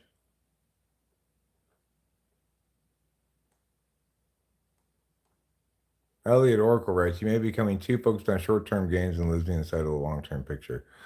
I don't feel like that's particularly and something I'm especially worried about. Kevin says, hey boss, just a heads up, just want to know, heads up, I just want to know your love. I just want you to know your love. Well, thanks, Kevin. I appreciate that. It's very kind of you. I chose Page. I did. I didn't know I was choosing. I thought you picked 3 cards for me. I sort my swords by serration and blood group. Well, that's a good way to do things. You got to organize them somehow. Yeah. I wonder if this Kevin is my former AA sponsor. His name was Kevin.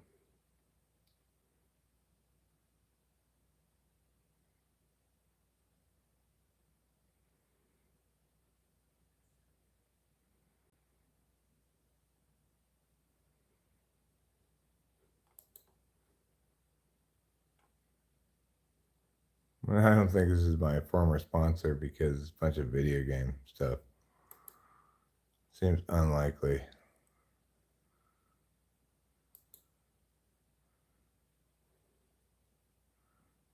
Kevin ... hyphen. What's his name? Pretty sure that's not my former AA sponsor. But it does seem like the sort of thing he would come in and say, maybe. He emailed me not that long ago. It was kind of a surprise. He's probably my employee. I don't have any employees, I don't think. Certainly I don't have any employees named Kevin that I can think of.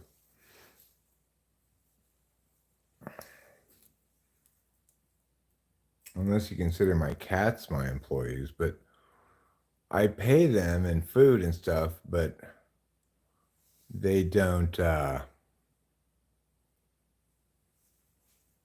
seem to do any useful work in exchange for it, so I'm not sure if you could really call them employees.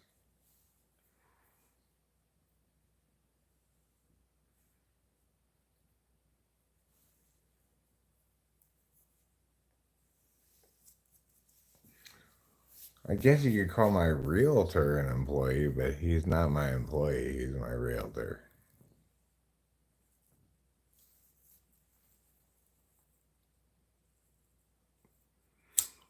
what I'd do if a liberal tried to break into my home.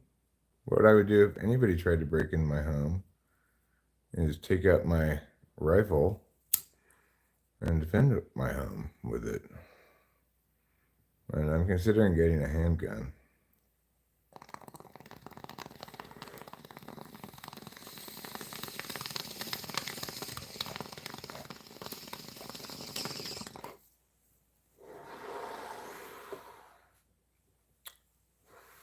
The last thing I would do if somebody tried to break into my home is try to determine how they affiliate politically. 556 all the way. I don't know what 556 means. But yeah, I mean, I believe in the castle doctrine. A man's home is his castle. You try to break into my house, I will shoot you. Sorry. It's like the sign at this local cafe we go to says, the average 911 response time is 22 minutes. But this 357 travels at 1,400 feet per second.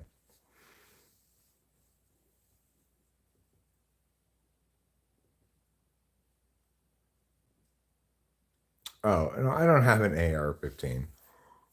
I don't need that kind of firepower.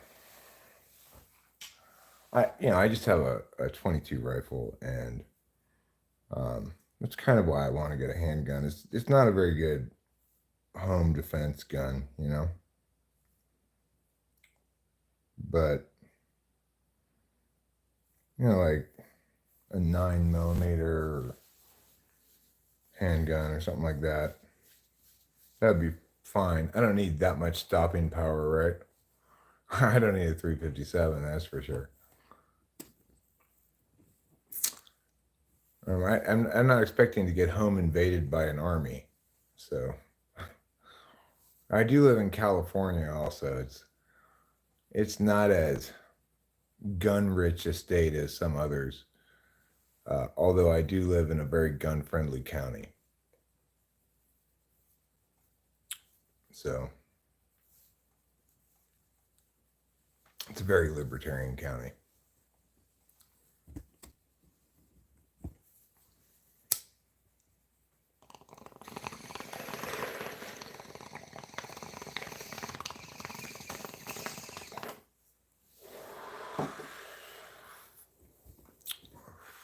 Yeah, obviously I don't want to shoot anybody. I don't want to be put in a position where I have to defend myself and or Rachel. But I gotta deal with the reality that I'm a public figure. It's not that hard to find out where I live. And I've had somebody kind of unhinged visit me unannounced before, not with any ill intentions, that person, but nevertheless uninvited and unanticipated. Not here, but at the house I used to live in Laverne. So I also am not afraid to call out people I think of as bad actors, toxic people or whatever. And I incurred a threat earlier tonight. I incurred a threat of physical violence earlier tonight. So it's that kind of stuff that makes me want to buy a handgun. In particular, the fact that I've got Rachel to protect here as well, Hopefully I'll never have to use it, but if some shitbag decides to come to my house and try to break in or something, get me or whatever, I will not hesitate.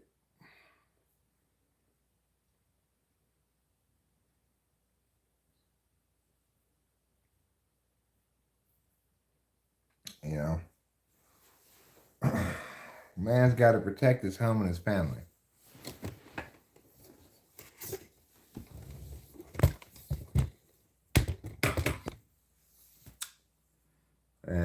one of the great advantages of guns is I don't have to be stronger, more physically fit, swing a sword better, shit like that, right?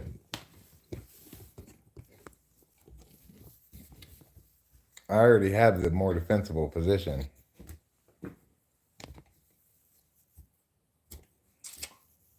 So, and we do keep the doors locked around here.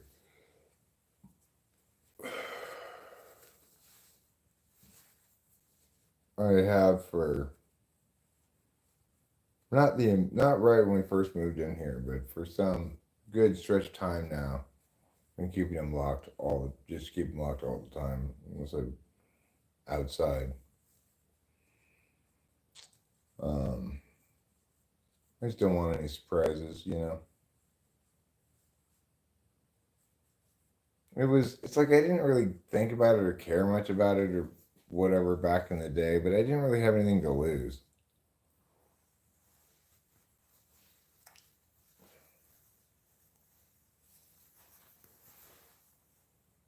I was just a little bit less wise too, you know. And less careful. I've learned to be more risk averse as I've gotten older, and especially the last couple of years here, I've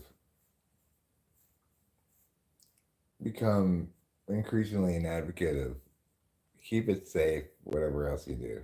Be safe, you know. Don't take unnecessary risks that could hurt you or others.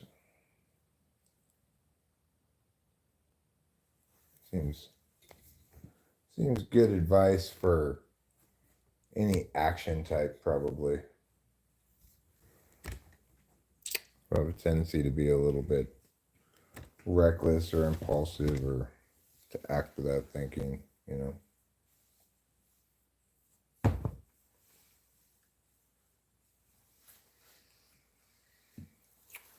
Well, aliens are coming, says Mars. When are they coming? Where are they going to land? And why can't they spell themselves correctly? These are the questions I have for you, Mars. Are you checking out from a situation? Well, Boba Fett, are you checking out from a situation? Or are you checking out the situation from the Jersey Shore in his swim trunks?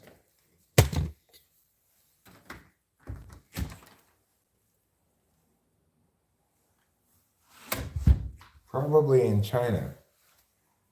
And what are they going to do once they get here?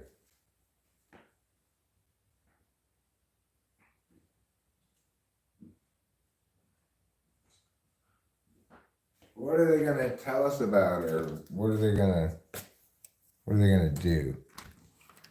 Eric, have I ever gotten whooped?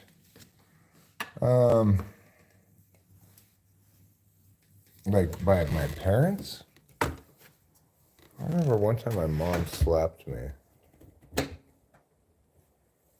Not as a kid.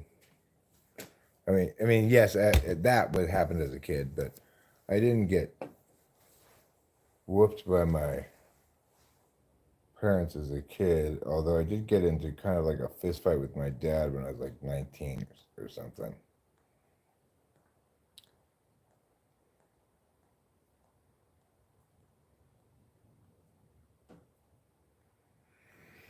Oh, like someone in school? Well, actually, I got beat up in adulthood when Delilah was probably like 3 or 4 years old, so it was probably 21 years ago. So call me 31 at the time.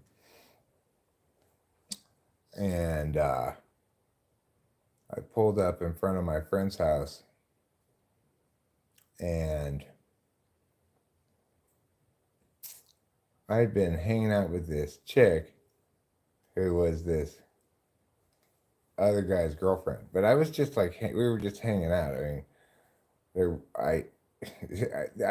nowhere in my mind was I'm trying to get on this chick, right? Anyway, he walked up to the car window. And I'm like, "Hey, Steve, what's going on?" But instead of a response, so the window was open, like I had my arm on the side of the window there. He sucker punched me right through the open window, and kept punching me. And as I was struggling to get out of the car, and finally I got out of the car, but he had already gotten a lot of blows, and I was. And then the next thing I knew, I'd been knocked out, and I woke up in the middle of the street, like looking up at the sky. And then I ran into the house where he had gone in and was like arguing with, I guess, his girlfriend. I think at the time. I ran in there and tackled him, and his head went into the drywall, put like a hole in the drywall, you know. And we rolled around a bit, and then his girlfriend got him up, and like, then they went and locked himself in her car.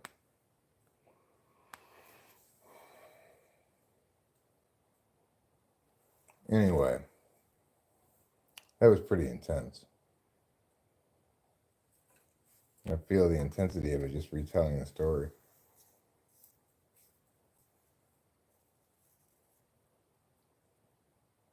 I don't remember really getting beat up in school. I got in some fights.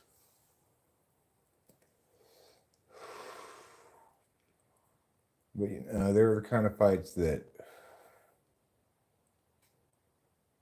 they weren't full on like fights like that was. Like, there'd be a little bit of fighting, one person would give up, or there'd be fighting like at PE, and then the coaches would come over and break it up and send you to the principal's office or whatever.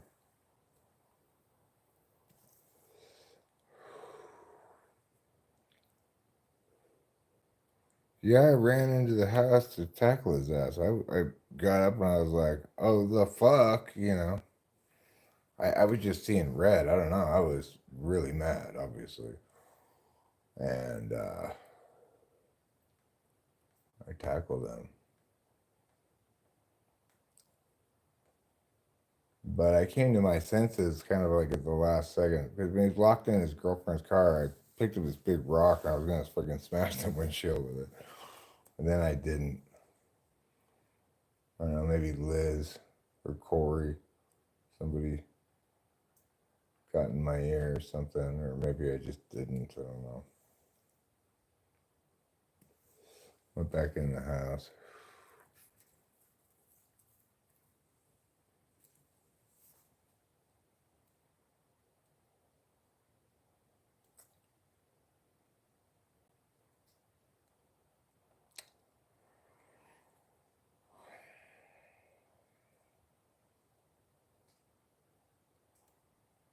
So yeah, I feel like this weird like adrenaline rush from just remembering the whole thing.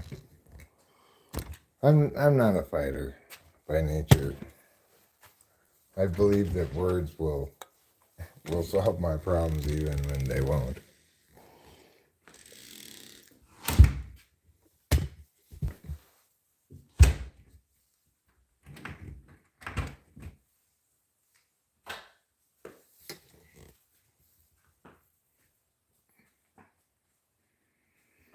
Nowadays, he would blow his ass back. I don't know what would have happened nowadays. Well, I mean, yeah. The thing is, if I got it, this equivalent thing wouldn't ever happen nowadays. I don't have that much stuff going on socially with that many different people, you know.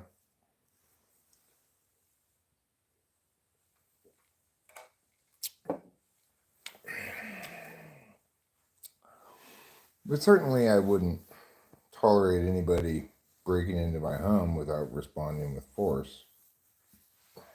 you know.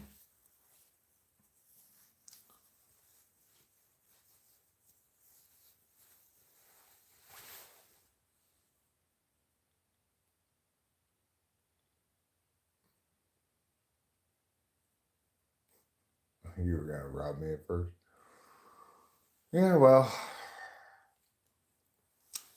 probably not a good idea to try to rob me. It's a small neighborhood as well. It's isolated back here.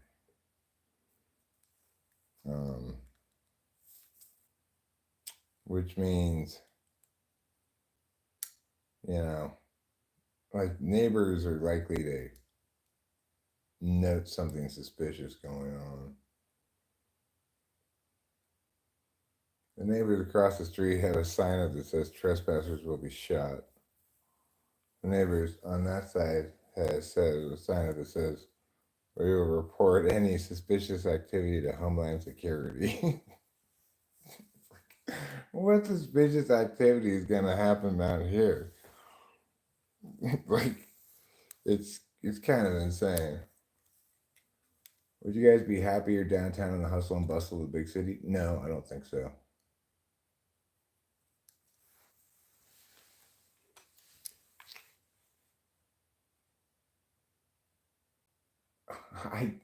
I think that's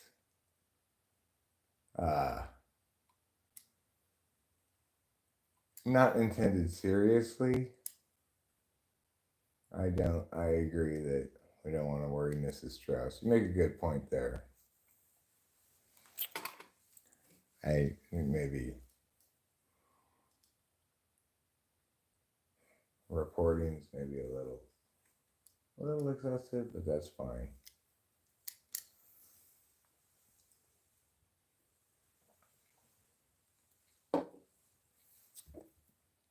I read it as a joke about how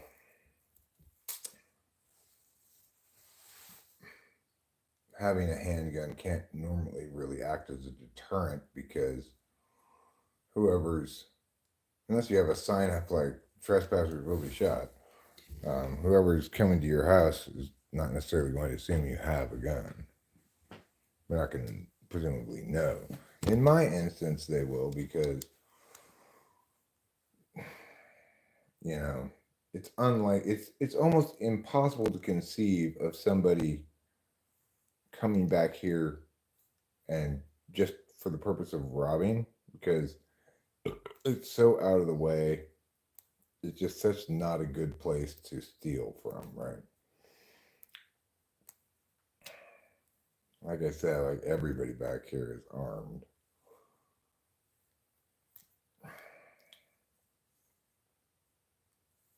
So it would have to be somebody who's specifically coming out to be spiteful towards me because they don't like me from YouTube. They trying to get back at me for telling the truth about them or just hate me for any number of possible reasons. I've had plenty of people who just despise me beyond all reason to the extent that they go to great lengths to be spiteful. So it's conceivable somebody like that could come out here, but they'd be very ill-advised to do so. Ergo, I'm not too worried about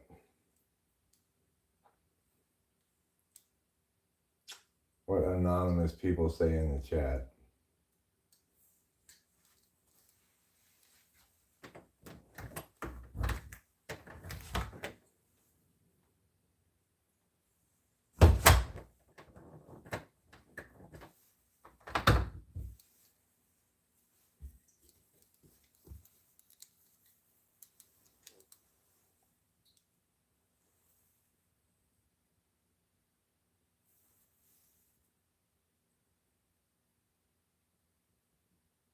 All my cards tell me it's time to slow down and introspect.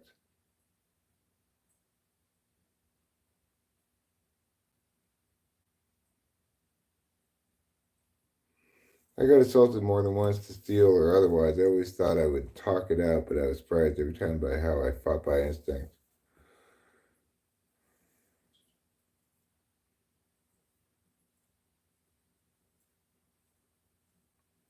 Well, good for you, Kay. Good for you. That's pleasing news.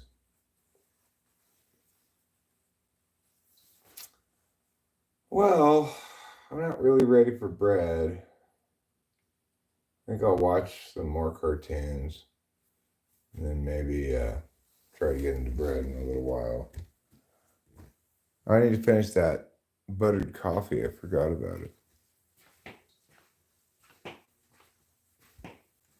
Where did I put it? There it is. I can kind of feel that kicking in a little bit.